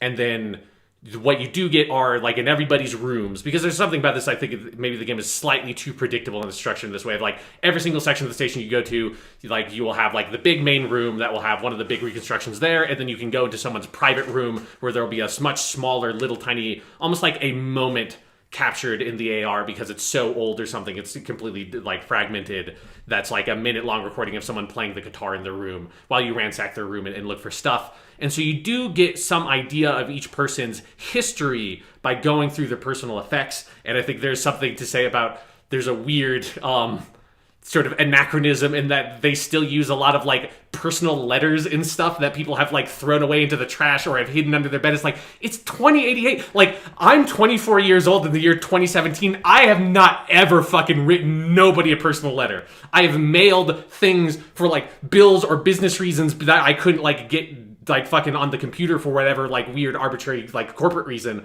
But other than that, I've never fucking mailed anything, right? I mean, I've never sent you a letter, Jonathan. No. That's insane. So there's some weird bits like that. But through those little bits of environmental storytelling, you get the specific backgrounds of each person, and then each crew member is paired together. So it's a crew of 6. And each one is, and they're paired into twos, right? Like in each section of the ship has 2 of them. Like 2 of those pairings are also like romantic pairings on top of that. And so you get little bits of like specific people's histories, and then their specific histories with this other person that they've been paired with for 4 out of the 6 crew members. But other than that, you don't ever get to interact with the other year of time that these people have spent together on this space station. And to me, that year of time is where that banality is, but you never engage with it, you never interact with it, and you don't even really see it that much, because that history is not the history that's embedded into the environment. The history that tends to be embedded into the environment is the older history of all the characters, because each character kind of has a story that brings them to Tacoma, and that's what their history is why is this person on Tacoma? Well, they they kind of got fucked over by their old company, and they're, deep into student debt. That's why this person's on Tacoma. Like, this person used to be a doctor, but then there was a big medical accident revolving around an AI, and she got blamed for it, so this is the only job she could get. Like, everyone has one of those stories, but you don't get the story of, like, what do these people do day to day on this ship? Like, what is their actual fucking job? Like, do they have basically no job? Because that was kind of the sense I got, was they don't actually have anything to do on the Tacoma station. They're only there because the legislation dictates that you have to have workers, but those stations can be fully automated. But also, what purpose does the Tacoma station serve? And what is the day-to-day life? Like, how do these people feel about this? What do the characters that are not paired up, what are their relationships like? Like, what is, when Evie and Nat are in a room together, or Andrew and Roberta in a room together, what do those characters ever talk about? Like, what are their relationships like? And there's lots of blind spots in the storytelling for those specific things that, to me, I feel like that's what I wanted to see. I wanted to see more of that and less of these sort of like, oh, is everyone dying? Like, piecing together this mystery in almost that Gone Home-ish kind of way of like, where Gone Home starts and it feels like this might be a horror story. There's like, you read all these notes about there's a haunting in this house and stuff like that. And that is the sort of like narrative propulsion that drives you in Gone Home. And then Gone Home ultimately subverts that in the end. And with Tacoma, it feels like the team at Fulbright felt like they needed that narrative propulsion to be strong like that again, and so they had this like, you know, Gravity style like disaster in space story. But I don't know if it actually needed that. Like, I don't know if, like, it obviously needs some inception point that's like, this is the reason why this investigator is on the station and why none of the workers are here anymore. But I was, especially as that stuff ramps up towards the end, I was honestly not particularly invested in, like, their whole, like, plan to get off the station and everything like that, because I'm more interested in just sort of discovering what is the history of these individual characters. Sure, and, you know, the game... No one game could be all of that you were just suggesting. But I think it could, but it doesn't even really try to be that. And that's my issue, that it doesn't give you, it can give, like, if they had structured it differently, it could have given you this patchwork sense through the AR recordings, what their history in the station was like. Like, imagine it like, almost like, you know, what we talk about with Twin Peaks: The Return, of like cutting with impact and cutting with intent, of like having stories that are not necessarily like all these character interactions are this like one giant narrative that is like you go through like every single interaction they've had for a year, but you could find and come up with key moments of interaction that you get a better sense of that, and that's what the story is, and it's not the story of this big corporate conspiracy and how they survived the Tacoma incident. I agree. I mean, at a certain point, that's not the story they told, so it's a what if. Sure. With the story that they actually did choose to tell, I actually do wish the game were longer. It's a case where I like the tightness of it, but it's also like by the end, I wish there were more of the big form AR video things, because I think they're wonderful and fascinating to explore. And specifically, it was whenever you went to the person's personal quarters. I liked the little glitched moment things, because I actually thought they were very evocative and kind of beautifully done in ways that were like an interesting way to kind of explore those spaces, but I wish there were more of a scene associated with it. Yeah. And I do think you could have told this story that they chose to tell and had more of the kind of day-to-day moments kind of sprinkled throughout. Sure, because if it was a longer game, yes, you could have done that. Because here's the thing. Gone Home, and we talk about the propulsion. The propulsion, though, in Gone Home is something you completely invent in your head based on some environmental things. And that's one of the beautiful things about that game, because very little in the house is actually telling you directly that there is a mystery here or something. Because what actually happened is, you know, a little spoiler for Gone Home, somebody ran away and 2 people are out of the house at the moment, you know, and that's it. And and that's not what Tacoma chose to do. So, you know, Tacoma chose to do a much more concrete, this is a story with stakes and a beginning and a middle and an end and those things. And I'm fine with that, and I did like the beginning, middle, end story we got, and I thought it was interesting to kind of graft that onto this more exploration-based gameplay style, right? Yeah. But I do think, though, throughout, like, there was just, by the time I got to the end, I'm like, man, I wish I had been here a little more, I wish I had been here a little more. This is one that I thought could have been fleshed out. But with that said, I don't want to completely dismiss all the things that are here, because I still think the amount of character evocation that goes on seemingly effortlessly through what you're exploring here, I still think it's just a remarkable thing that I have not seen in a lot of other video games. Yeah, like that stuff is good, but I think it felt like it could have been so much better. And then particularly, like, I want to talk about the end, because I feel like we should get the ending out of the way, and then we can talk about like more of like the good stuff and the specifics of the AR reconstructions, because I think that's the most interesting part of the game. But yeah, the ending is like, I was actually kind of flabbergasted by just how overwhelmingly positive and victorious the ending of the game is. For like this kind of story, it felt so out of character that, like, I mean, is every single person on the Tacoma survives, and the cat, all of them and the cat survive. The evil CEO Sergio, who like constructed this whole cartoonish conspiracy for, we're gonna man the Tacoma station and then kill all the people on it to try to push through this legislation in Congress, which I liked the legislative stuff. I thought that was I will say this. Nothing like this feels cartoonish to me anymore in a world where we have Donald Trump and this GOP in power. But I think here's my issue with it, is that I feel like I think when you see like Donald Trump and these people, it's the reason why I don't believe this kind of stuff is like, they're too fucking, the people in power are not smart enough or capable enough to like construct that whole scenario, and they're not going to like, and they don't need to construct that whole scenario. Like the way it normally works is you just take advantage of pure happenstance and like random accidents and stuff like that to create a tapestry and sense of there being fear, of there being this danger, and you use that to win people over and to push things through. Like that's the tactic. It's not this like this like ha ha ha, I put It's everyone not- out of the Tacoma and blown it's up this thing and like use my AI to kill them all. It's not that complex a plan, though. If the actual mechanics of it are just his AI figures the one with the best chance is this Tacoma station.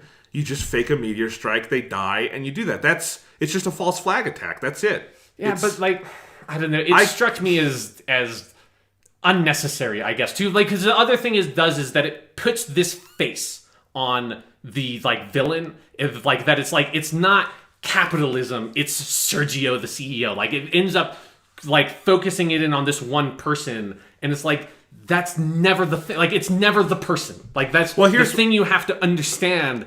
Is that it is never the person. The person is just another sort of cog in the machine, is just being moved about by systems, by like, as the oxygen, than Doctor Who put it, that I thought like that episode of Doctor Who had a much better sense of this than Tacoma did, of like, you are fighting a spreadsheet. You're not fighting a person, and the person that you think you're fighting is being moved by that spreadsheet in many ways is just as much as you are. Well, and I agree, and I think if I were to give notes on this ending, like at the scripting stage or something... Right. I think the overall arc of it I'm okay with.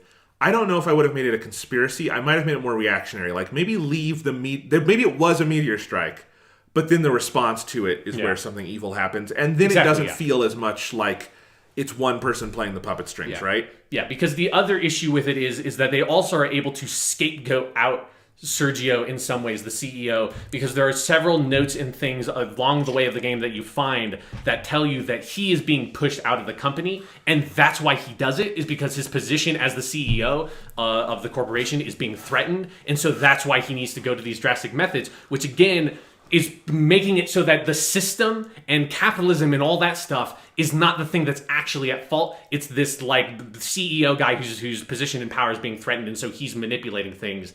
And that feels so disingenuous and makes me like question a lot of the assumptions I made about the storytelling earlier in the game, that they would make that choice at the end. That's like, did you actually not understand some of the things that you're putting in this game, that you like bungled that up so poorly? Because I thought like that so sort of took the wind out of my sails at the end. It's a very weird thing in American storytelling, because I actually think, you know, sometimes you have to get out of the American mindset to tell these stories well. Right. Like, you know, British Doctor Who or something, where obviously Europe has capitalism. It's just, it's a different... Yeah. In many ways, the British Empire invented capitalism. Yes, but it's not the worshipfulness that we have in the US, where we also have this weird dual thing in our storytelling and our myths and our pop culture of... A lot of us acknowledge capitalism as this evil, horrible thing, right? Yes. But then we have this trend towards this individualism in storytelling, which those two things don't work together when you actually talk about like the evils of a system, but it all goes on one person, right? And so this is a very common flaw you get in these kinds of stories, especially told by American storytellers, I think. And it's another thing you brought up. You want to put a face on something. That's a thing we do in our stories a lot. But this is a faceless evil. Yeah. Yeah, so... The other thing that then makes it feel like, again, they don't fully understand it is that the thing that saves the day is the other company. It's like the competing company, the Carnival company or whatever the fuck it's called. Yeah. They swoop in. What's the name of the British guy, like the British Indian guy? I just thought, I don't know. He sounded like something that starts with a C, and I can never remember what his name is. He sounded like Stephen Merchant to me, so I called him Stephen Merchant. Sure, we'll call him Stephen Merchant because I can't remember what his That's name not is. the actor, and I don't want to... No. But yeah. But he does sound... He has the same kind of British accent as Stephen Merchant. But the Stephen Merchant kind of guy, he has that whole backstory. He has a friend that's a part of this Carnival thing, and he used to be a part of this Carnival company, but then he switched over to VT for whatever reason. That I was never quite figure out like what exactly happened there. But yeah, so it's like in the end, this other competing mega corporation is the one that comes in and saves the Tacoma crew and goes off, and they fly off into space. And again, all of them survive. Also, all of Sergio, the CEO's evil deeds are already basically. You find out at the end, like, oh, it's already over. Like, that dude's fucked. Like, this whole company is fucked because all of this is out there, and because the Hassan guy or whatever, who or what's his like Sleepy Dog or whatever the fuck his name is in the chat, that character, that other hacker character, has already leaked all of this out to the media. All the characters fly off with the Carnival company into like this bright, hopeful future where like once VT dissolves in 8 months, they'll be able to come back. And then also you are not working for the corporation, you're working for the AI Liberation Front, and you save Odin, so even Odin gets out in the end on top. It's like, did we just beat did we just beat capitalism? Is that what the ending of this game is? Through like no real concentrated character growth or effort of any individual character, it's just circumstances happened as such that this entire company just collapses on itself, and it has kind of nothing to do with any of these characters. It is the weirdest thing, because I do think tonally the game is so setting you up for a more tragic ending. And I was like, oh, okay, they all lived. That's interesting. That's an interesting choice that does not feel like it was the choice made through the rest of this story. Yeah. Because I very much was watching it with the assumption that these people are maybe all dead. Like, there's the whole thing where when you first go through the station, there's a lot of locked doors, and most of them will open for you in the sequence of the game. And one of those is the cryo chambers. Yeah. And I really thought, like, you were going to go in there at one point, and, like, maybe you were able to save one person or something. But, like, there would be a lot of bodies. Yeah. And that's not at all the case. And I do think it's a weird choice, especially with, I don't know if it's even worth, I don't know how much you can say about the AI liberation thing at the end, because I actually like the AI character. The Odin's voice cool. is fantastic. I wish there was a room for him and you could dove deeper into his character, because he feels very sort of sketched on in places. But he's a great presence in the game, I think. I love the voice. I love how you can, within one of those AR conversations, he's omnipresent, because he's not just talking to one person at once. Yeah. He's in different places. And I like... That's actually the character you get the most sense of how... You get a sense of how Odin has a relationship with all 6 people. Yeah. Which is an interesting thing, because as you say, they're not able to crisscross every one of the possible combinations, which would be a lot. I wouldn't expect that. But you do get with Odin a sense of how he bounces off of everyone else.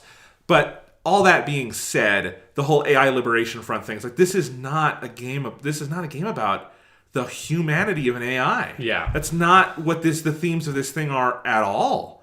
And if you you kind of have hinted at it in places, but like it never ever in any of those places went deep enough to suggest that is what would happen at the end of the game to make that choice make sense. Yeah.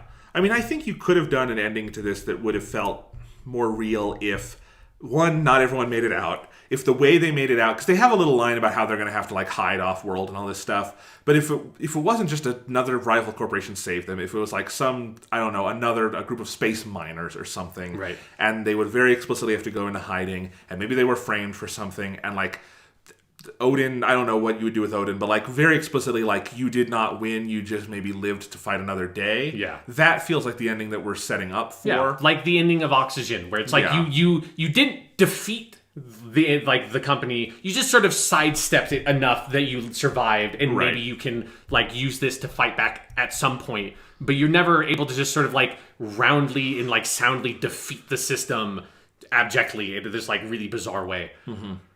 So yeah, I don't know what else to say about that stuff. I will say this is sort of kind of facetiously, because I didn't really think this was what's happening, but the thought kind of came into my head as I was getting close enough to the end of the game where the thought occurred to me, like, there's going to have to, like, I bet they're going to do something with my character. Like, there's going to be some complicating factor with, like, this Amy character that I'm playing as, because they make, I think, even more effort in Tacoma to sort of like make you realize that you're playing as a specific person. Whereas in Gone Home, you definitely are playing as the older sister, but you don't encounter that much. Whereas in Tacoma, you have like your like tab screen or whatever that has your information on it all the time, and your ship addresses you by like by your name at the beginning of the game, and you have like Amy has like 2 or 3 lines that she says from the first person. So I realized like, oh, I'm probably going to do something. Like I probably have like some other role in this game than just being this person that's going and getting the AI. And my thought was not that I'm actually like saving the AI for political reasons. My thought was, yo, dog, what if at the end of this game it turned into a first-person shooter and you just had to execute all the crew members and then get out? And, like, it's like Tacoma Hitman. And you just have to, like, they're all in cryogenic,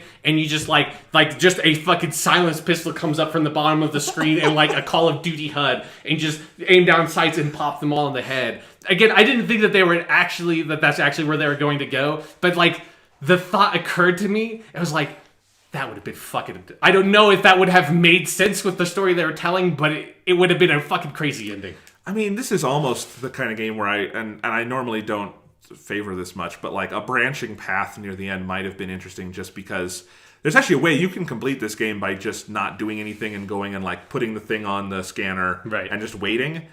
It would be interesting if a version of that path was you're just a company man at the end and you get off and Odin goes away or something, like a very banal version of that. Or there's one where you like have to be the hitman, or there's one where you decide I'm going to go against the company and whatnot. Because also like I don't know. The reveal that she's part of the AI Liberation Front, that's schmuck bait. That's like such a... That's not how they built it up. The game basically just lies to you. And I don't like that kind of thing. That's not good storytelling. Yeah. But there was a postcard in Nat's bed, or on Nat's bed, that said AI Liberation Front. It all made sense, John. It's not quite enough. I want to talk about the AR videos. Yes, let's talk about that stuff. Because that stuff's awesome. It's awesome. It's a great gameplay mechanic. I loved it so much. And it's such a great compliment to Fulbright's writing and environmental storytelling, where you go into a room and it gives you this, and you have maybe 3 minutes of video, and you can rewind, fast forward to your heart's content, whatever you want, restart at any moment. And, maybe at some point in the scene, everyone will be in one place, but then they'll branch out. So you have like a pretty big space to go explore and see where people go in the video.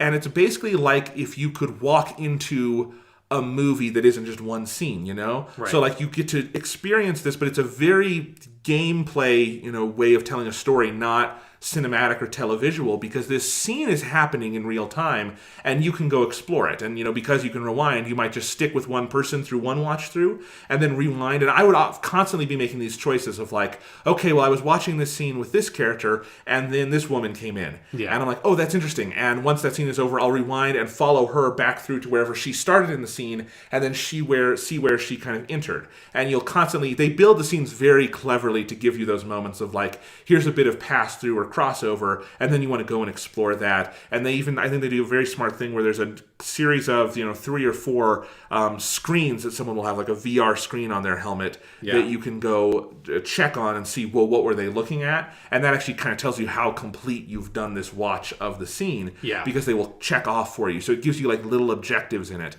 I just think it helps you know that like you haven't missed something big. That's like, okay, I've seen all the characters in the scene. That's right. It's so well done, and I think every one of them is so invigorating. I just wish there were more of it. Like, I almost want another game that like builds that out as a bigger part of the game, because that is the central mechanic here. But I kept thinking like, man, these are so good. I feel like there's not enough of that. Yeah, like I definitely agree that it felt like it's such a like powerful and versatile mechanic to do this like environmental storytelling and expand the kind of storytelling they were doing in Gone Home, because it allows you to have the characters be more characters and they're like physically present in the story, even though the story is all taking place in the past, because that's kind of like this sort of necessary thing for this genre of games, is that you always have to be sort of like exploring the aftermath of some event, because that's how the environmental storytelling operates. But this allows them to, like, these characters to be active characters in the story that you get to follow and see them physically in the world and hear the voice acting, and that's really cool.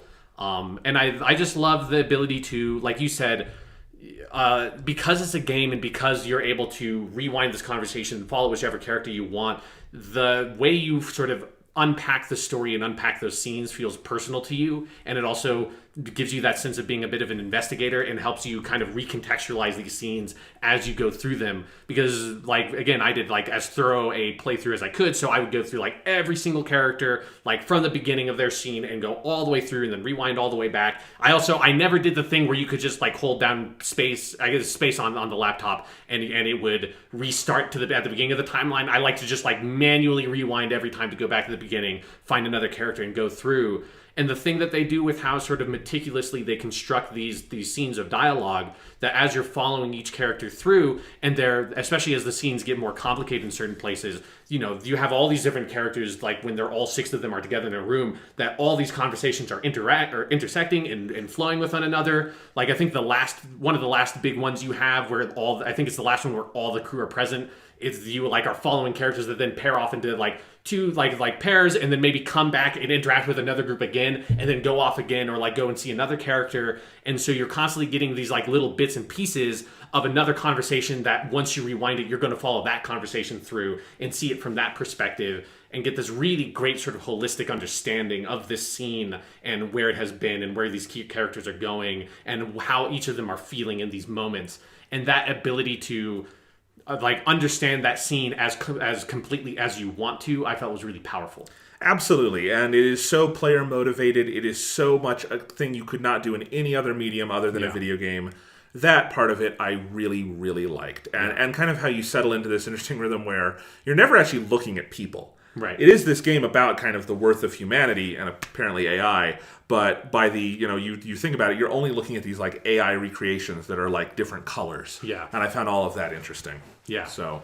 But like what you were saying earlier about the AR reconstructions, I do wish that at some point they had complicated it more in some way of like, it's a thing of, it felt like, oh, what if, if the story had gone in a different direction and then like, the company had come in and taken everybody away. Because because as you're reconstructing the story, it's a mystery story by its very nature of how you're sort of piecing everything together. So inevitably my imagination is kind of going to go wild on like, what could this be? I'm trying to figure out what is going on here. And that's why I come up with something stupid like, oh, what if it's Call of Duty at the end of this game and you shoot everybody in the face? But I also had this idea of like, what if at the end of the story there's like a group of like these company people that come in and like take everyone away or whatever, and that's where that goes. And then all of a sudden in one of those AR reconstructions, you just see like 20 people come like swooping in or something. I feel like there are ways that they could have played with those reconstructions to have some maybe like more surprising and powerful storytelling moments that they don't ever quite capitalize on.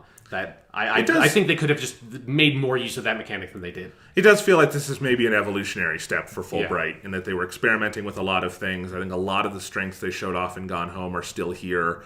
And it's still, completely excited to see wherever they go next. So, one last thing to say with Tacoma is, at least on the Xbox, if you're interested in playing this, maybe hold off. It's a technical mess. Okay. There is a huge glitch that I have not seen a fix for yet, which is that when you boot up the game, the first thing it says is press A to start. Well, if you press A to start, might be the case that nothing happens and the game will not start for you. That's a hell of a bug. That's a hell of a bug. I called it maybe the biggest bug of this gameplay generation so far, because it literally stops you from playing the game. And for some people, it seems like unfixable. Now, luckily, I was able to fix it with a power cycle of my Xbox. Like, pull the plug out, put it back in. Yeah. That fixed it somehow.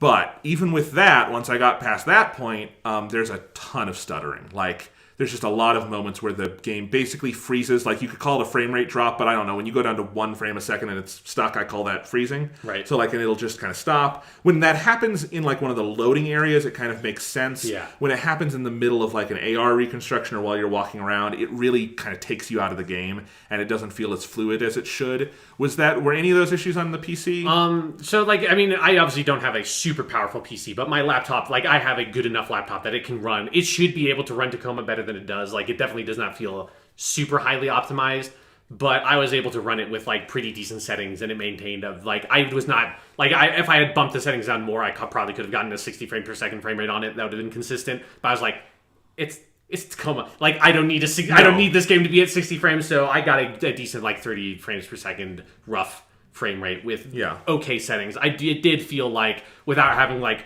run benchmark tests and stuff like that, it didn't feel super optimized to me, because it's not, like, it's a nice looking game, but it's very clear that this is made by, like, a couple of dozen people at most, right? It's not, this huge, it's not Final Fantasy 15 or something crazy. It's not this massive game made by a massive team. Yeah, so, but that Xbox bug needs to be fixed. That's ridiculous. That's and, like, the best fix I had seen, if you're having problems with it, is that apparently if you start the game signed out of Xbox Live, then it'll ask you to sign in, and that'll, like, bypass that screen. Huh.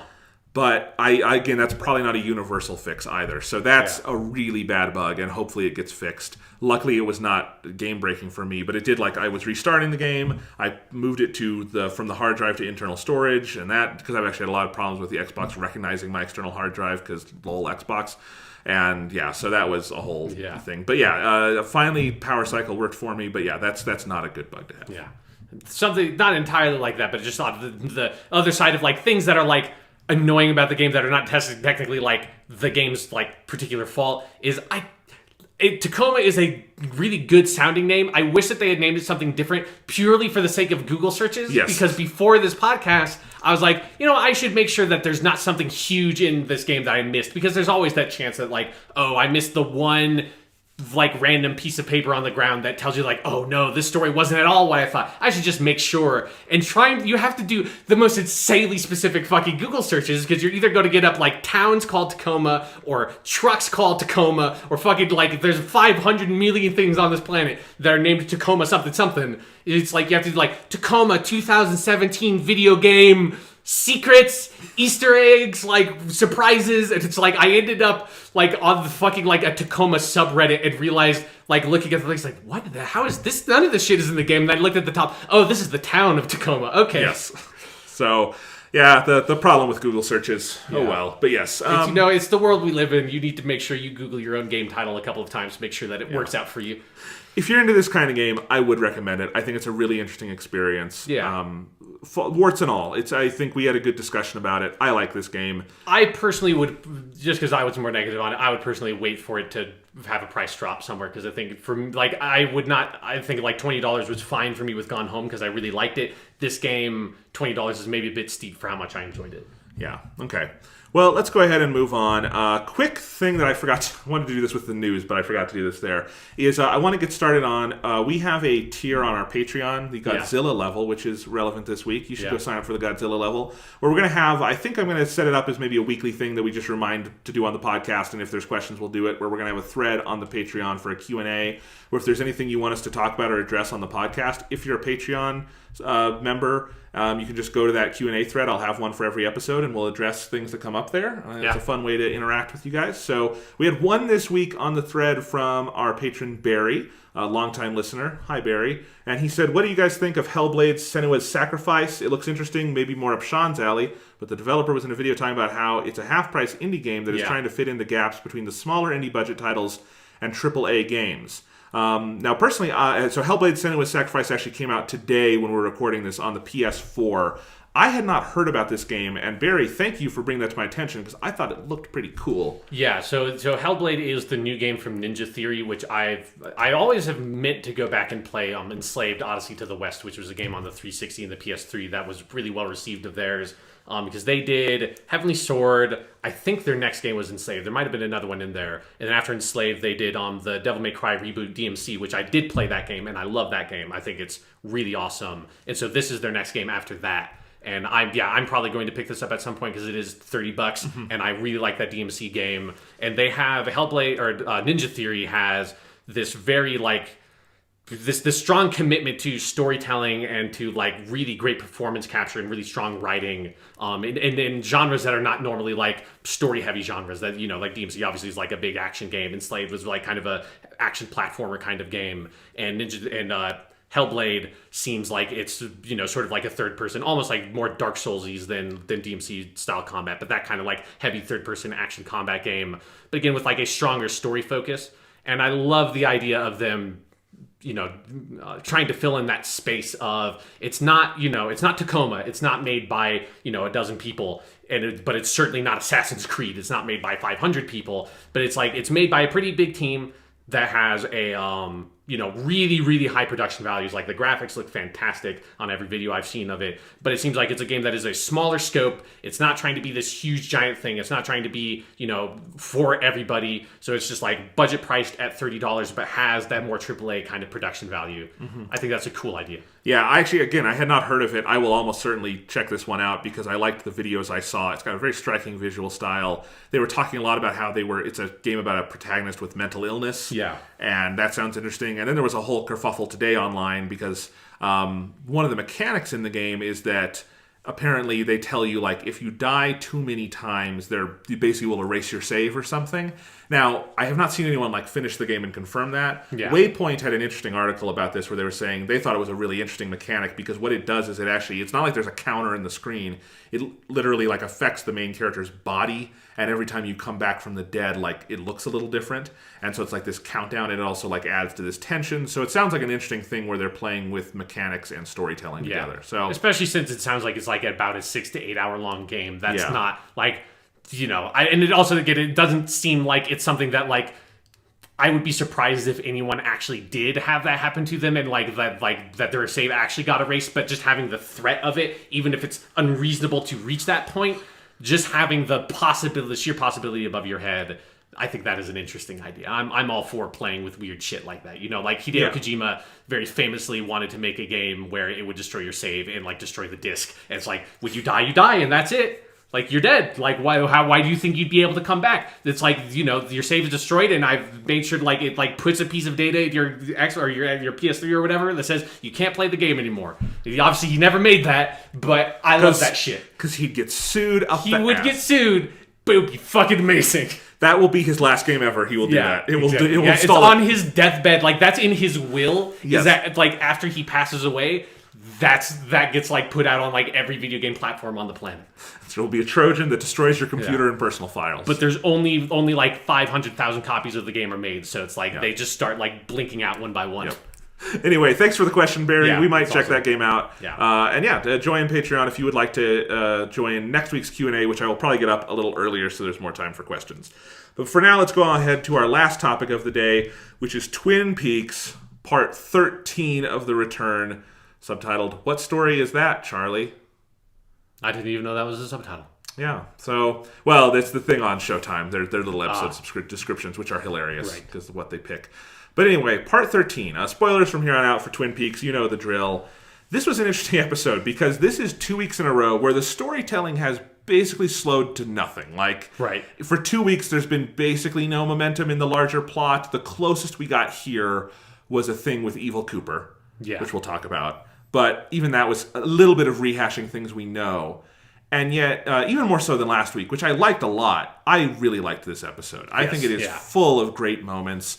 And, like, I didn't realize how much I liked this episode until I was going through my notes again. And I'm like, I think there are a number of scenes here that will come out as some of the best scenes in the series. And, it's, I think clearly something big has to be coming in the story soon because there's only 5 hours left. And they have a lot of pins they've set up to hit. Right. But I do think, last week's episode was an interesting kind of interstitial hour, and this week even more so. Yeah. Although, like, to the point of that they have a lot of pins to hit, I do love that in this episode, the cops literally throw one of those pins into the trash. They do. So you get a sense of how much David Lynch maybe cares about all of those individual pins. Some of those are a lot more important than others. We'll see what happens with that, because that's the thing. Something has been thrown in the garbage before in this series and then become an important plot point. So we'll see where that goes. But yes. You want to talk about this episode? Yes. All right. This is an episode that they don't waste their time. We start with Dougie Jones in front of the insurance building. They knew there was only one scene of him in the last episode. Just like, we got to get to Dougie, and we got to get to Dougie fast. Which, okay, by the way, there were two massive continuity errors in this episode that I need to mention. Okay, yeah. This, clearly the Twin Peaks The Return is happening in a very compressed time period, and I think Lynch has been cutting the series with the intention that we're following that timeline pretty consistently. It's not like Game of Thrones, which plays with, time dilation where things are not happening at the same time. Right. That's not what this is. But 2 episodes ago, when we had the big episode with the Mitchum brothers, that ends with Dougie in the diner, that wonderful scene and all that. And then this episode, Part 13, starts the next morning. And they say that very explicitly. And it's the Mitchum brothers, Dougie, and the 3 pink girls, including Candy, coming into the office and dancing. Great scene. We'll talk about it in a second. However, that leaves no room for the scene from last week with Dougie playing with Sonny Jim at home. Ultimately, doesn't affect things much. No. It is something I noticed where it's like, okay, something got jumbled in the edit there because that was from a different day of the week or something that this is happening on. And there's also a moment later where Bobby comes into the Double R diner and is talking to Ed, Hurley, and Norma. And they say something about, what's going on today? He said, well, we found something of my dad's, but that did not that happened a few days ago in Twin Peaks time. That was not this day in Bobby's life. So, and I can see how these things happen because they did not explicitly shoot this series for episodes. They had a big script and they shot it and then kind of compiled it in the editing room. And mostly you haven't seen any of those scenes, but it does seem like the Ed and Norma scenes from this episode, because that's not really a Bobby scene, it's an Ed and Norma scene. Yeah. That was probably planned at some point for earlier in the timeline and got moved over. I mean, all they needed to do was have him not say this morning, because that's he specifically says, I saw it this morning. Because for the Dougie one, that's so easy to excuse because the scene you saw had no context to it at all. That maybe could have happened. Who knows? Yeah. That there's maybe some weird hour in there where they could have played catch. But yeah, for the Bobby one, it's very hard to find a way to justify how that fits into the timeline. Yeah, I mean, it's a continuity error, and those happen. And this is not me complaining about the show. It's more that I'm surprised we got 13 episodes in without having that issue. given how many things David Lynch is juggling. Yeah, there's so many independent storylines going at the same time that you're right. It's And impressive mostly that it's- it's felt tight. Yeah, so anyway, I just thought that was worth mentioning. But let's talk about the scene in question.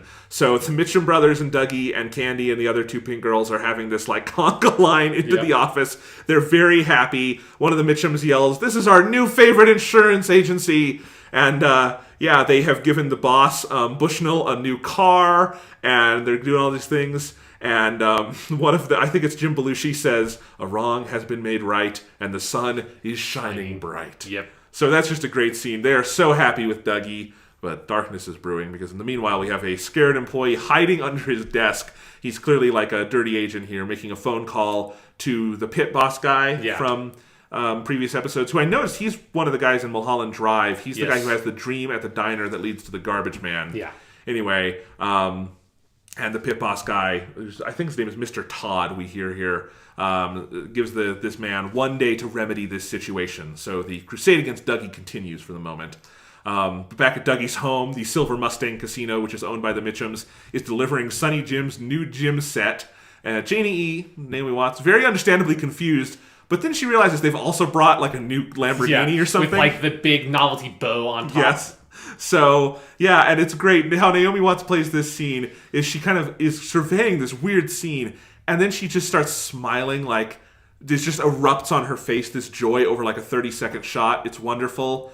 I just love how much the Mitchums like Dougie. Yeah. Why not? He's Dougie freaking Jones. Exactly. And then we do have this cut to the jungle gym in the backyard. There's a big light-up, like, arc over it. And, like, there's lights all over. There's a spotlight on Sonny Jim, which is... There's no way there's a spotlight there. Yeah, that's just for the benefit of the audience entirely. Yes, and there's a music box playing Swan Lake by Tchaikovsky. And meanwhile, Janie and Dougie are together watching Sonny Jim play, and she's got her hand on his shoulder and it's like, "Look what you've done." She's stroking his arm. Sonny Jim is in seventh heaven. Seventh heaven. Yeah. She looks at him and goes, "Oh, Dougie, I love you so much." And it fades to black. Yeah. That's a beautiful little scene and so funny. Yeah. Yeah. And a nice way to reorient ourselves again after a week that had almost no Kyle MacLachlan to get us back. All right, this is where he's going and all that. We do have some more with Dougie and all this later on, but we'll get there when we get there. I like that opening set of scenes, though. Yeah, definitely.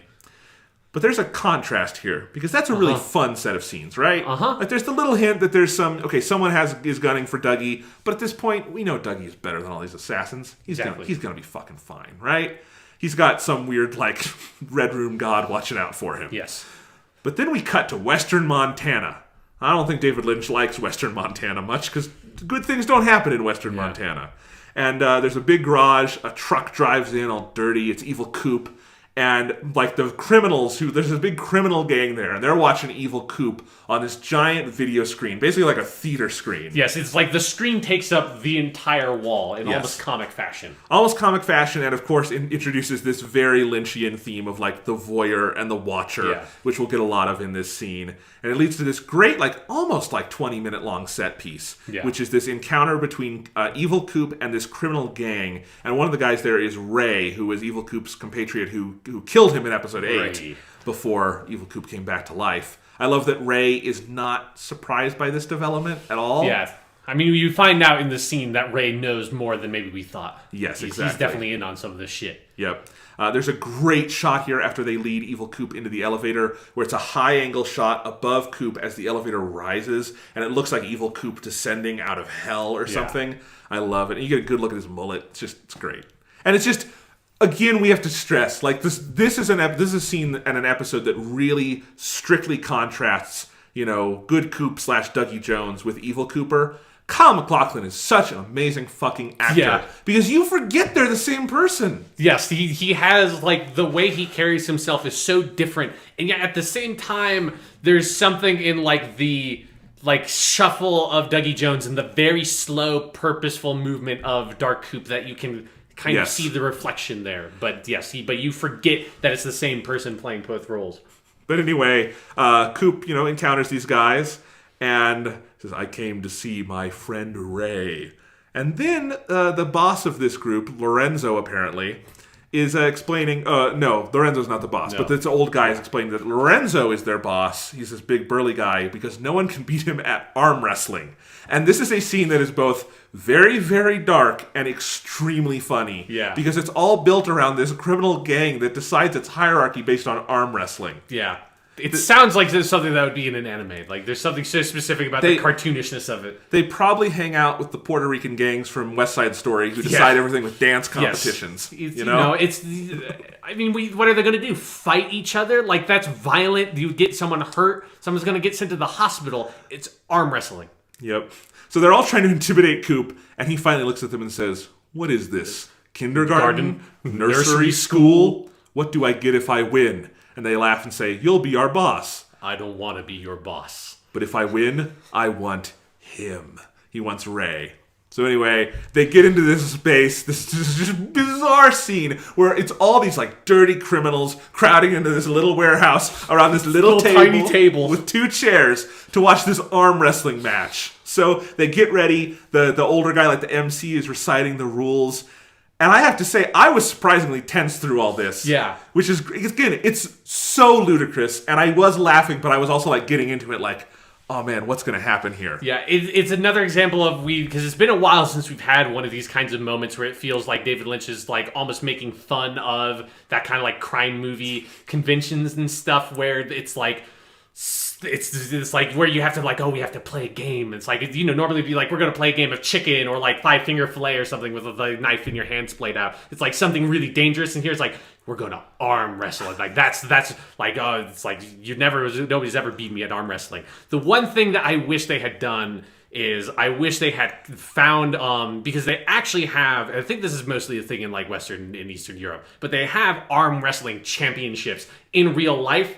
And if you Google like the pictures of the people that like are the arm wrestling champions of the world and shit, they have one super hyper developed, incredibly muscular arm and one relatively normal arm. They look like Popeye. Yeah, because you only use one arm to arm wrestle. So it's like their arm wrestling arm is gigantic and huge and terrifying, and their other arm is, you know, it's still genuinely kind of muscular, but it's not like freakishly muscular. I wish they had gotten one of those guys. It would have been funny. It's a normal sort of like tough looking, strong looking, like big criminal looking guy is like kind of like how they cast him. I wish that they had just the one giant arm guy though. It did still make sense to me though in the scene because like he's like most of these criminals look pretty weak in the scene, and that guy he is noticeably more burly than anyone else in the scene. So well enough. No. Just one point that I feel like it could have maybe gone a little bit far. I know that it would probably be difficult and impractical to do that. Sure, it would have been amazing.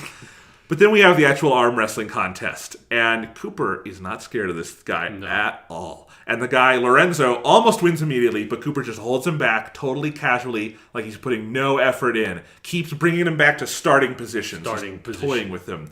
And he says the line several times, starting positions more comfortable. Yeah. And I want to talk about that in a second, because there was a review on the AV Club. Yeah, I read that as well. I really liked AV Club. I forget the name of the author. He or she is doing a great job with this series. And I've enjoyed those reviews. And they pointed out that feels like the thesis of this episode, the idea of starting positions more comfortable. Because from this point on, there's a lot of characters like getting back to basics kind of here. And I like that. It does feel like one of those thematic connections they're doing through the edit. Yeah, and just also the audience's desire, I think, in having a Twin Peaks reboot to go back to that starting position, to have, you know, Dale Cooper in Twin Peaks, like having his coffee is like damn fine cup of coffee, and having like the silly antics of like all the people in the town, and not have like this like really dark dramatic series that like Twin Peaks is, that like makes you like, you know, have a whole episode that is just you kind of like dealing with the evils of the atomic bomb. Right. Because from this point on, this episode is a series of these scenes. It's, you know, Dougie / Cooper gets his coffee and apple pie, but it's not Cooper, it's this vegetable guy. And, you know, Ed and Norma are together, except they aren't. And Ed is still kind of sad, and he can't get back to starting position. And James is singing the song at the end in a scene we'll talk about, but he doesn't look all that happy in the world right now. Like, there's a lot of moments like that. Yeah. But just shout out the reviewer for AV Club that does Twin Peaks is Emily L. Stevens, and she's done a really good job. Yeah, I will say, like, of the Twin Peaks reviews I go and read, her and Matt Zoller sites at Vulture have been the ones that I've really been enjoying. lately. So yeah, good work going on there. I generally like the AV Club. They're good. They're not a crap clickbait site. No. We called out crap clickbait sites earlier. They are not one of them. Yes. So badge of honor. Anyway, getting back to this scene, Coop keeps like bringing him down, coming up. He says, it hurt my arm when you moved it down here, but it really hurt when you had it down here. And then he flips it all the way over. Yeah. Does it hurt your arm when I go like that? I think it's much worse when it's down here. Let's go back to starting positions. It really is more comfortable. He's so scary. Yeah. And through this whole scene, Ray is just freaking the fuck out. Yeah, you really get the sense that maybe Evil Coop has been a bit pent up with, like, since episode 8. He hasn't got to really run wild because he spent most of the series so far in a prison, and when he's been out of the prison, he got shot, and he hasn't, like, been a super active presence yet. Compared to in the pilot episode, where he one of the first things we see him do is like murder that one woman under the pillow and everything. Yeah. And here it just feels like he's finally able to be like, I'm going to just fully let out. I'm going to be the most sadistic motherfucker I can possibly be. I'm going to relish this instead of just dealing with it immediately, which he's kind of acted a bit more like that in other scenes. And then when he finally snaps, he breaks the shit out of the guy's arm and punches him so hard in the face, his face explodes. Yeah, it just looks like he punches him so hard that like he doesn't do a full fist. It's like his knuckles on like the middle of his fingers just embed into the dude's skull. It's a really gruesome effect. And again, doubling up, Evil Coop and Dougie Coop.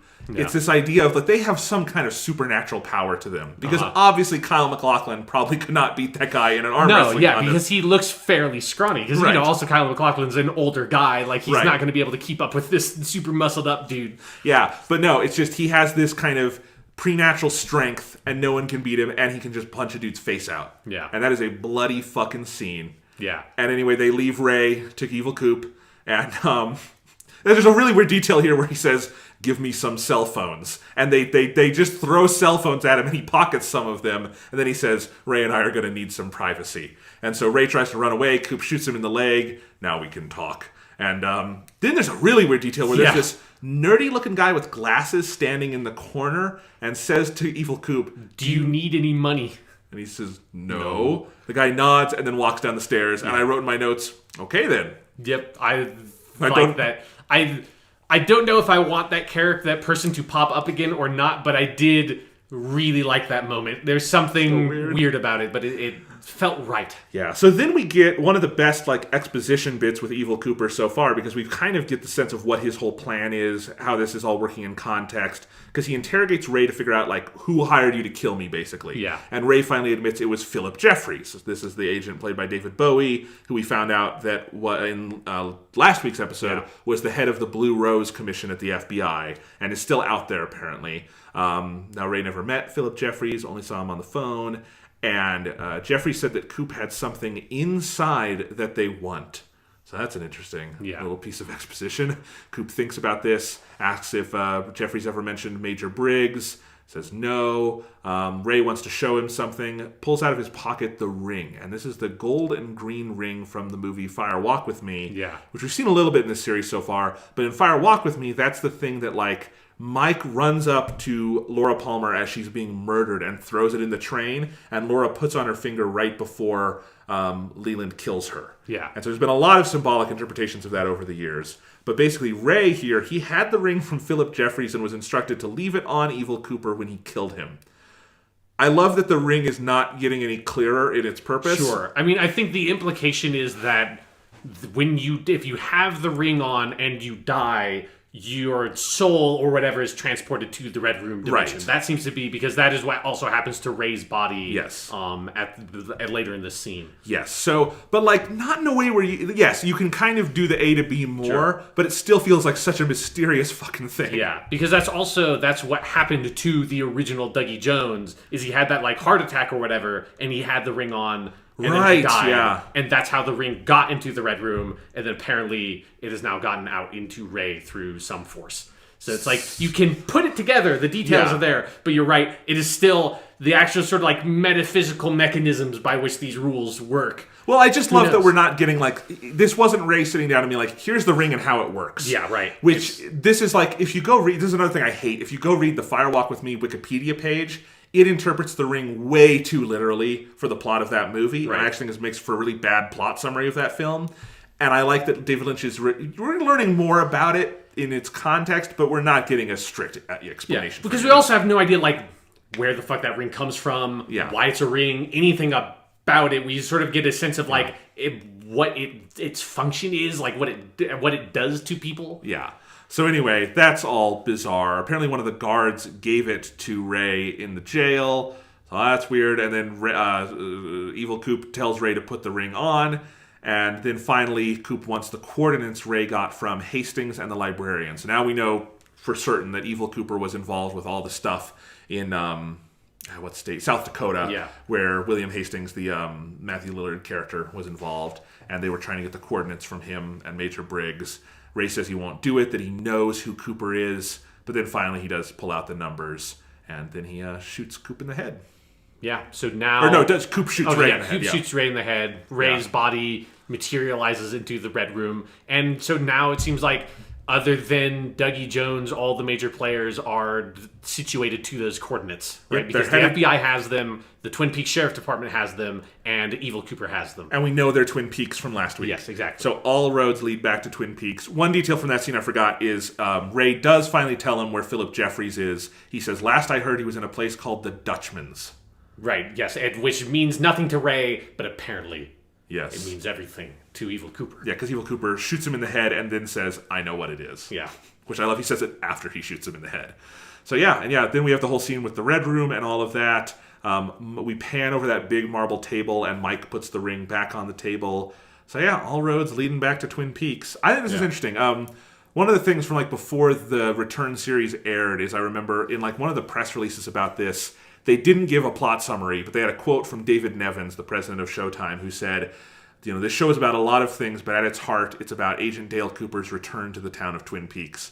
And I love that 13 episodes in, that is probably the most apt summary of this show you could give. Yeah. Like I thought it was probably a bullshit summary when I read that in the press release, and now it's like, if I had to summarize it in one sentence, that's pretty much what this is about. Yeah. And it's the whole show. Because he's not going to stop being Dougie before the finale if he does. Yeah.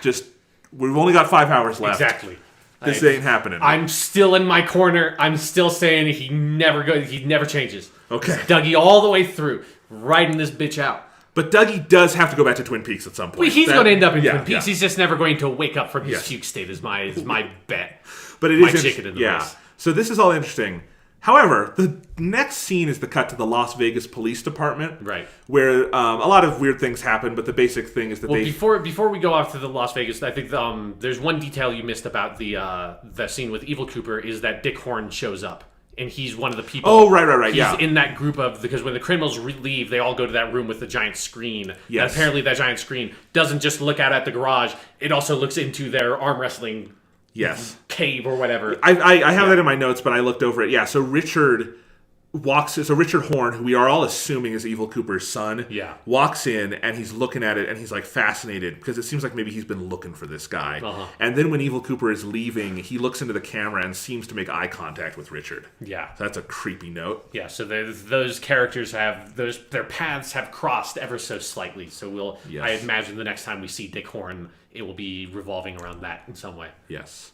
But I wanted to contrast this scene with the very next one, the Las Vegas Police Department scene, because what happens of note there is that Todd Packer from The Office gets the prints and finds out that the prints say that Douglas Jones escaped from prison 2 days ago and that he's a missing FBI agent. Yeah. And then the cops just dismiss it, they crumple up the report and throw it into the trash.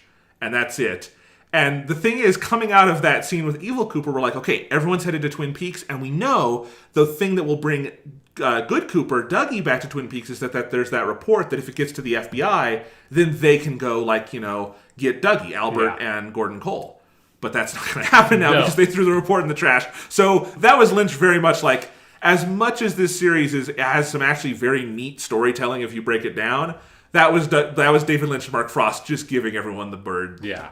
But I really like that scene, and I like all the scenes we've had with the weird Vegas cops because they have this presence that I think like every time they show up, it feels slightly more kind of fucked up that they're so happy and they're always laughing and joking with each other in this way that just feels like, because also the scenes that they're in tend to like, they're getting escalatingly more and more like kind of dark, because in the background of this whole scene, you're just hearing there's some sort of chaos going in the back of the police station where there's some prisoners trying to escape or something, who knows, and it sounds like they're being violently beaten, and then the Todd Packer from The Office comes out and he's just like, ha!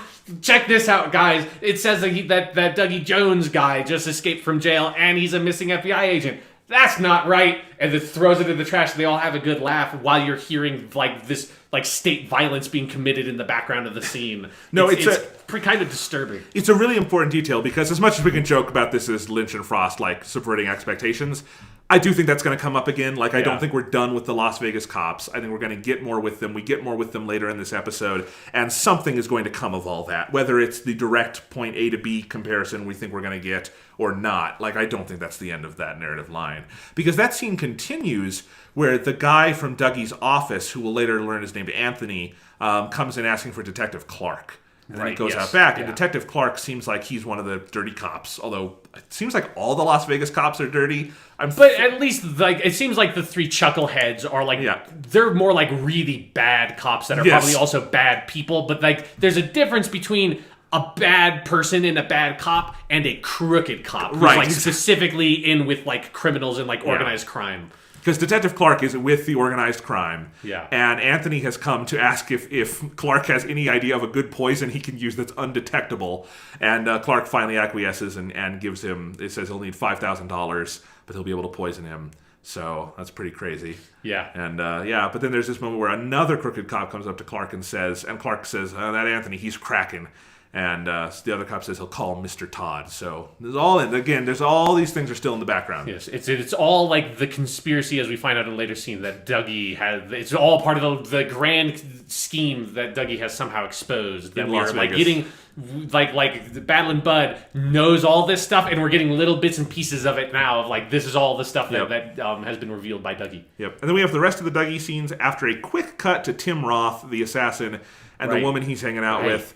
And it's a complete non sequitur, but there is a funny monologue here where she goes off on all the things you can't drink or do in the state of Utah. And then Tim Roth says, yeah, but when they do get married, I hear you can marry 10 of them or something.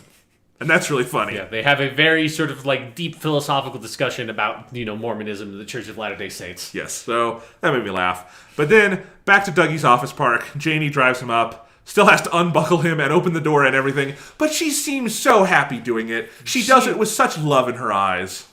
You saw love, I saw lust. Like, she looked like she was gonna fucking tackle Dougie to the ground, man. Yes. I just love the way that her like attitude towards Dougie has evolved since episode 3, when like they had like their relationship was super tense, and now it feels like Janie would do anything for Dougie. Because remember, the actual Dougie Jones was not a very good guy. No, and she just got a brand new car and a gym set for Sonny Jim. Yeah, and is learning that everyone else in this state of Nevada also loves Dougie Jones. Exactly, so she's with the right guy. She's proud of it. Again, the ending I want is Cooper wakes up and Naomi Watts is just like, you're still really cool. Let's just be husband and wife here in Twin Peaks, and they can take Sonny Jim, and I think Cooper would be a very loving husband. Yes. Anyway, let's see. So Anthony is in the lobby waiting for Dougie. And of course, Dougie walks right into the glass door, not realizing it's there, which has made for a wonderful GIF, if you want to see that online. It's another instance where you get the sense of like, oh, maybe he's coming, like maybe he's coming too, maybe he's becoming a bit more like Cooper. And then it's the log shot, and you're just sitting there watching him walk up, and you're like, he's not going to just walk right. Oh yeah, no, he's just like... so hard that I was actually for a second legitimately concerned for Kyle MacLachlan. I was like, that looked really painful. That did not look faked at all. Kyle MacLachlan retweeted someone today who said like, they had the GIF and they're like, hope this didn't hurt Kyle MacLachlan, and he just had it with a smiley emoji. So his Twitter is really funny to follow. He seems like a guy who's just enjoying life these days. Yes, he definitely feels like he is in on it. Yep. So anyway, Anthony offers Dougie coffee for the great Dougie Jones, he says. Dougie's very happy about this, as you could imagine. And then they go to that table outside the cafe. Waitress brings 2 mugs. And Dougie approaches it slowly but excitedly, and then he just drinks it with utter glee, looks over at Anthony, but his smile dissipates, like he can sense something is up. Or probably not, but that's how Anthony reads it. So then Dougie stands up and walks away into the shop like he's drawn there magnetically, and he sees the pie behind the counter and just reaches out like a child towards he can't touch it because it's behind the glass. Yep, reaching out towards the cherry pie that he wants so much. And meanwhile, Anthony poisons Dougie's coffee. But Dougie is looking at that pie with, in my notes I wrote, practically sexual obsession. He's looking at that pie like Naomi Watts looked at him. Exactly, yeah. So, and then the very nice waitress says, "Go sit down, I'll bring you a slice. Go enjoy your coffee." And he's reminded about his coffee. Coffee. And he goes back, and when he's going back to the table, he can see some like white flecks on Anthony's coat. Like dandruff or something. Yeah, and he like picks at them, and then he's like rubbing his fingers on Anthony's shoulders. He becomes very uncomfortable. He says, "Dougie, there's your coffee. Your coffee." And then he just completely breaks down crying. Yeah. "I'm so sorry. I never meant to hurt anyone." He picks up Dougie's coffee and goes and throws it away. So Dougie just takes Anthony's coffee, drinks it himself, totally satisfied, has the cherry pie, none the wiser. He's having a good time. Yeah. There's also a really good, almost kind of like cliche little joke there when he goes into the bathroom and pours the coffee into the urinal, it flushes, and then like goes out crying and like emotionally destroyed. And there's the guy in the bathroom who's like, "That bad, huh?" I love that Lynch and Frost are not above the dumb jokes. As someone who like very recently rewatched the Sam Raimi Spider-Man movies, that was a joke that would have been in the Sam Raimi Spider-Man movies. And it would have been delivered by Bruce Campbell. Exactly, yeah. Yeah, no, that was great. And then he comes back out, he's just crying frantically. "Dougie, I'm so sorry. So sorry." And Dougie is completely nonplussed by all this. There's a cut here, but I'm going to go ahead to... we then have a scene in Dougie's office where Anthony is crying in Bushnell's office. He says, "I can't believe what I've become. I tried to poison Dougie. He saw right through me. I have to confess." And then Dougie says... Confess. He says, "I will, Dougie. I will." It's like Dougie is putting the screws on him completely unknowingly. So he confesses that he's been working for Mr. Todd, the casino guy, had been double-crossing him. But Bushnell already knew all this because Dougie explained every bit of it. And Bushnell is really mad, but he says, "My contempt is lowering because of your confession." It's so funny. Then he says, "I was prepared to send you away for a long, long time. But now are you prepared to testify against Duncan Todd?" And Anthony promises he'll do this. It's so funny. And apparently Dougie also knows about the two crooked cops. And all of this is what Bushnell is saying, that Dougie figured all this out. Dougie seems like he does not know about any of this. But then Anthony is saying they're even worse than Todd. But he says he'll confess and do all this and says, "Dougie saved my life. Thank you, Dougie." And Dougie says, "Thank Dougie." And I wrote, in all caps, "Everybody loves Douglas Jones." Yeah. Because they do. It's great. I do love that, like, this feels like a different scene for Dougie where somehow, like, utterly inadvertently, like, he is at the top of the food chain in this scene in a way that, like, is normally not that way. Like, normally it's, like, he's either at the bottom of the food chain or, like, the power structure of scene, or he's, like, totally divorced from it and nobody knows how to interact with that. And here, like, he's like, "Thank Dougie." And you know that he's saying it in the same way he always says these lines, but because of the context of the scene, it sounds legitimately threatening and legitimately like, "Yeah, you think Dougie, asshole. Come on. So you great. owe him your life." I just love the arc of the Dougie story is that, so Cooper comes in and inhabits the life of this man, Douglas Jones, who was a colossal fuck-up, basically, right? He was a good dresser, but he was a colossal fuck-up, and he's repaired the relationship with Douglas's family and his wife, and he's made him the most important guy at work, and he's solved this fucking crime ring. Like, it's great. It's basically... You know, Dale Cooper himself couldn't really do any better. Sure, if he was awake and, That's a good point. He might do it faster. That's the one thing. Yeah. But then it wouldn't be as entertaining. So then we have a couple of scenes at the Double R Diner on a cloudy day.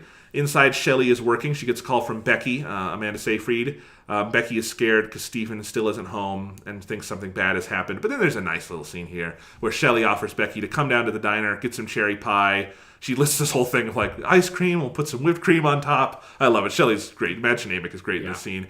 Becky smiles. She kind of lights up and decides to come down. So that's still all brewing, but it's a nice little family scene. Yeah. But then we come back to the Double R at night after Shelley has left. Bobby comes in, orders the usual. I'd love to learn what Bobby's usual is, but we don't. Anyway, no, we do see it's like a chicken parmesan thing. Sure, yeah. Which I didn't know the Double R Diner served spaghetti, but that's what he gets. Okay, Norma's Double R will serve anything you need, man. Yes.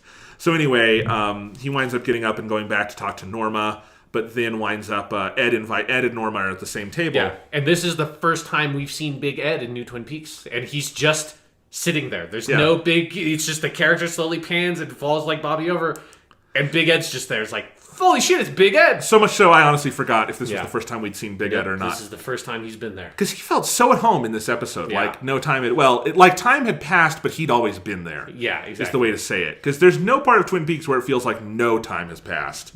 But it feels like Big Ed Hurley is still doing what he do. Yep, exactly. So... Anyway, there's this whole... Bobby and him have a little exchange. That's where we get our continuity error. But then this other man walks in named Walter, kisses Norma. Ed and Bobby they both move to another booth.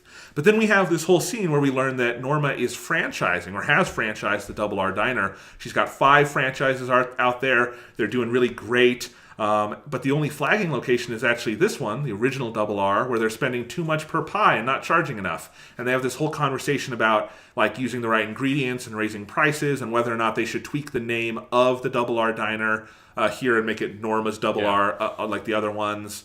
I love this scene. Yes, yeah. It's so good. I mean, it feels so key to the themes of this show that the Double R has like made it out into the world. It's gotten franchised. It frankly helps explain why the Double R is so popular in New Twin Peaks. Yeah, and also just the sense of Twin Peaks having expanded and grown, and it's just there's way more people there. It seems a lot more affluent and just like, you know, the quality of life and everything is better. But then also there's this like it has created a like larger and like sort of seedier underclass there as well with drug addicts and stuff. Yep. And, you know, from what we know of Norma in the original Twin Peaks, totally can believe that in 25 years she would have become kind of a business mogul here. Yeah. She was very good at her job. And that Ed would still kind of be carrying a torch for her because he's looking at her through this whole scene kind of jealous. Yeah. And that she's also maybe kind of overwhelmed by the changing times and everything that's happening with the diner. Just a very nice slice of life scene. Yeah, and it's the first big scene we've had with both Norma and Big Ed. Like, because Norma's been in a couple of scenes in the background in the Double R Diner, but she hasn't had, like, any scene focusing on her. We've never really found out what she has been doing in the interim. The way that, you know, we've, like, stopped in with Bobby and found out, oh, Bobby's a cop, and, like, there's all this stuff. And you have this relationship with Shelley, and you have, like, all this stuff with Shelley and their daughter and everything.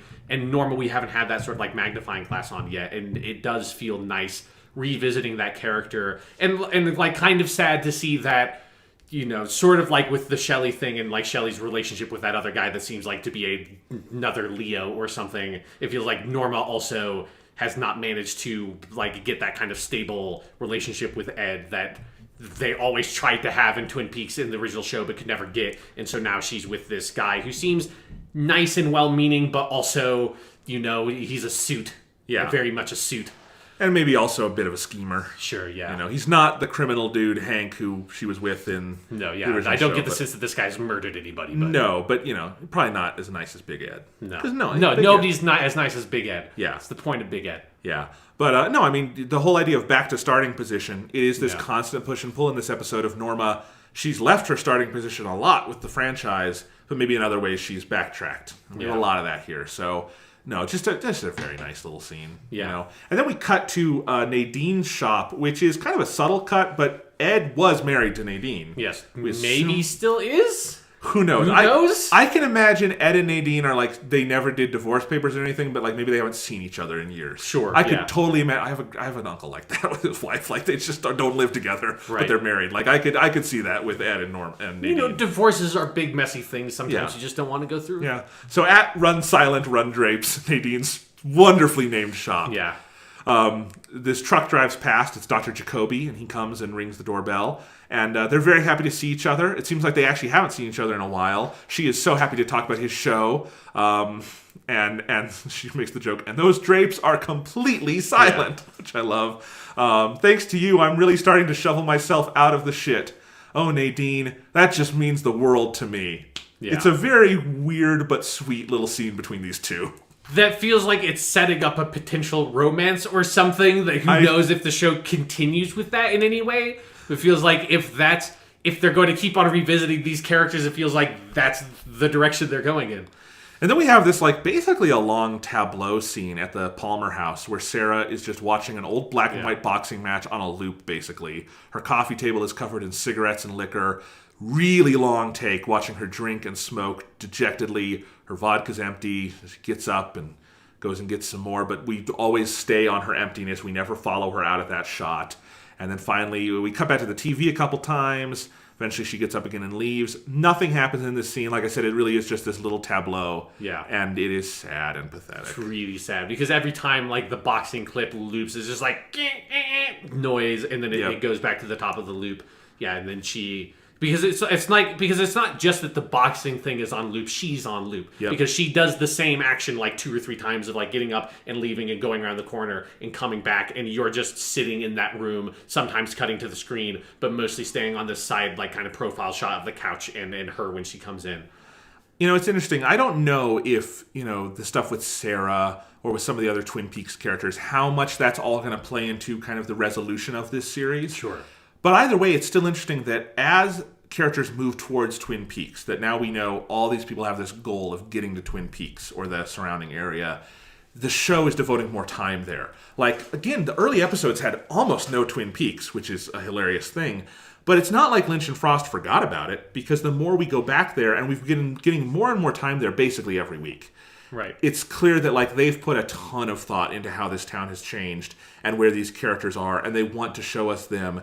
And I do like that, you know, it's like it feels like a thematic kind of rising action more than like I don't really literally expect Sarah to intersect with like the bigger action of the finale wherever we're leading up to this. I mean, who knows? But it does feel right that the closer we get to Twin Peaks in the story, the more we learn about the town. Yeah.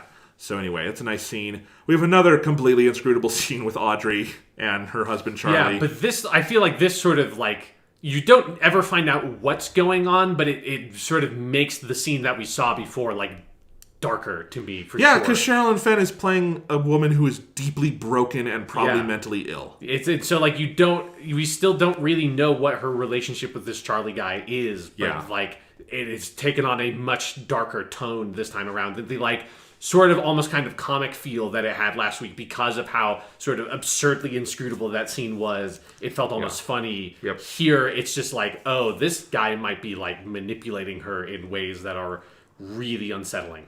And she has these lines like, I feel like I'm somewhere else. Like I'm somewhere else and someone else. Have you ever felt that? She keeps asking him that. And she's like shaky and all this stuff. She goes off on this rant. She has this thing where Charlie says something about a story. And so she says, what story is that, Charlie? Is it the story of the little girl who lived happily?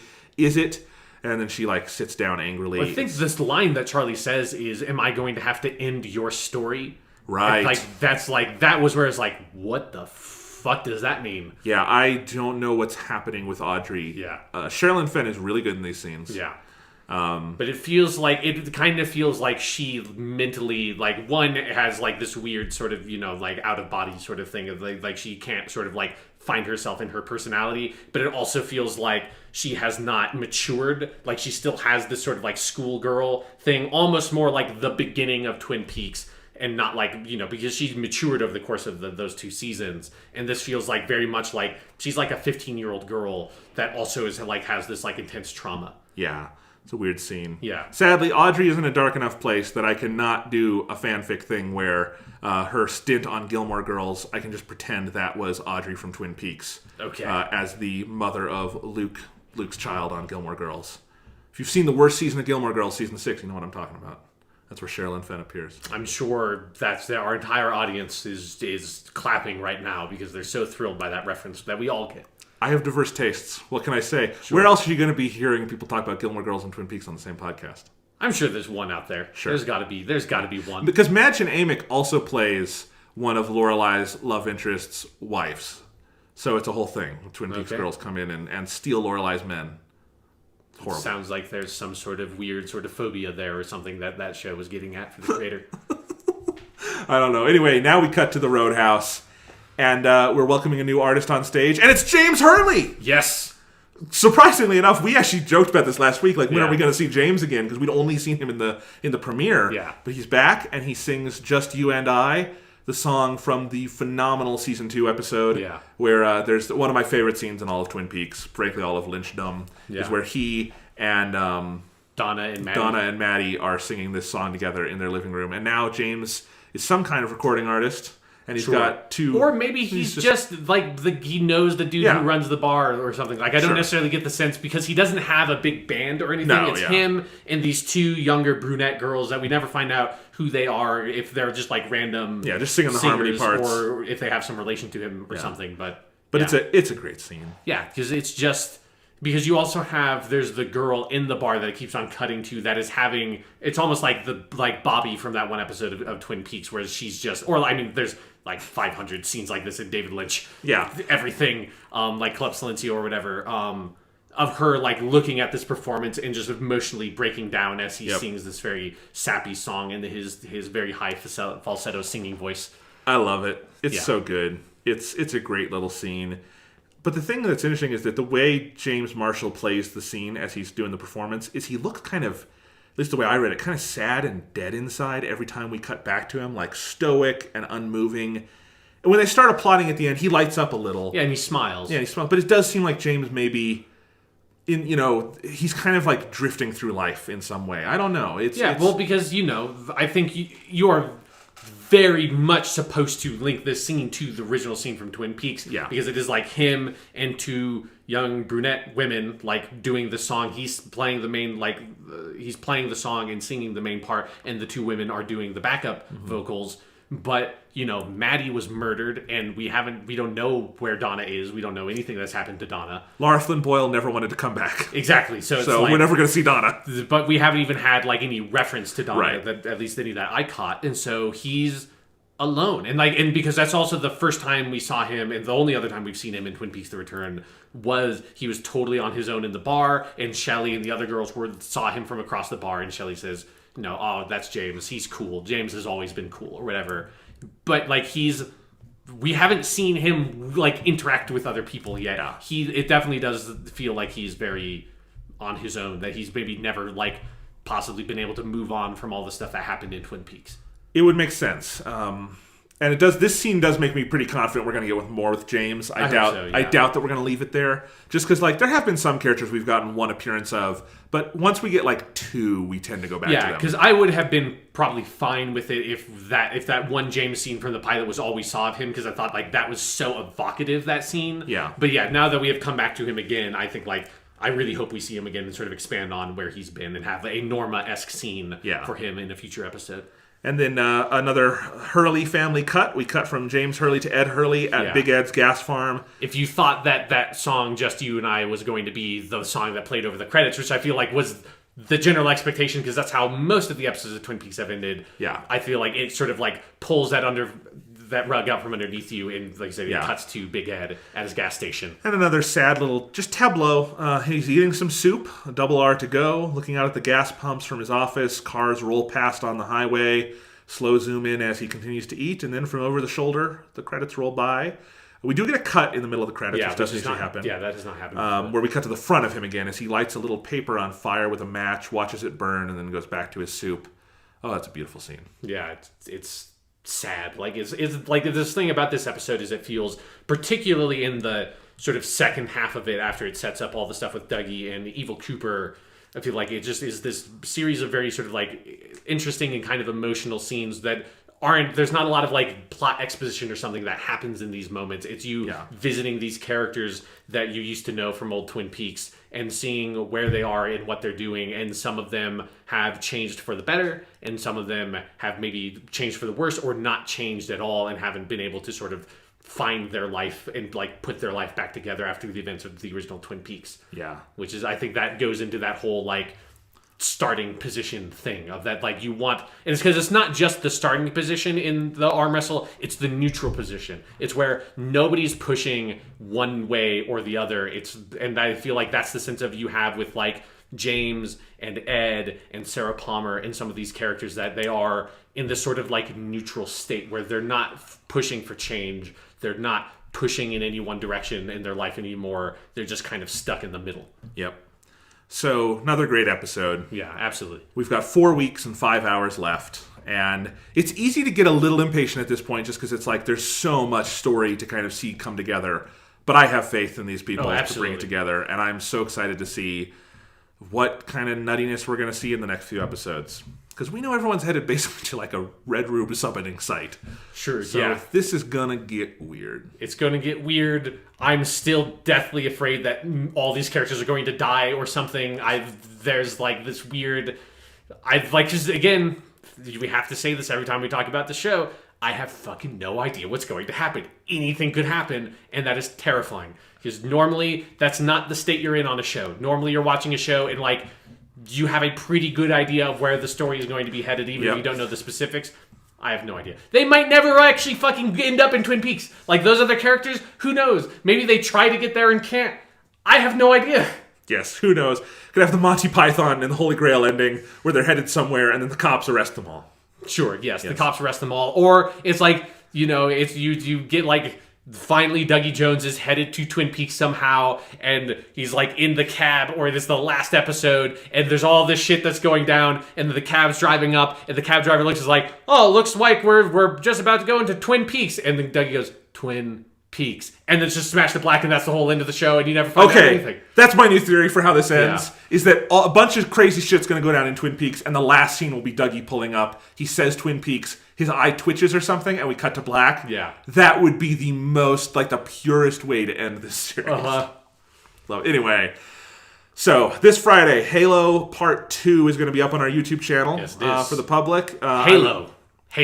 Yes, it's a really good one. I would recommend you sign up for the Patreon if you would like to see them early and give us some feedback on that. We'll be back next Wednesday with another episode. And before that, Monday will be Halo Part 3. Yeah. So much stuff coming down the pike. Yeah, if you like those videos, like them on YouTube, subscribe to our YouTube channel, comment, because we look at those. I still would love to try to get to 100 subscribers on YouTube, because then I can make a custom URL and not have it be youtube.com/channel/long string of numbers and letters.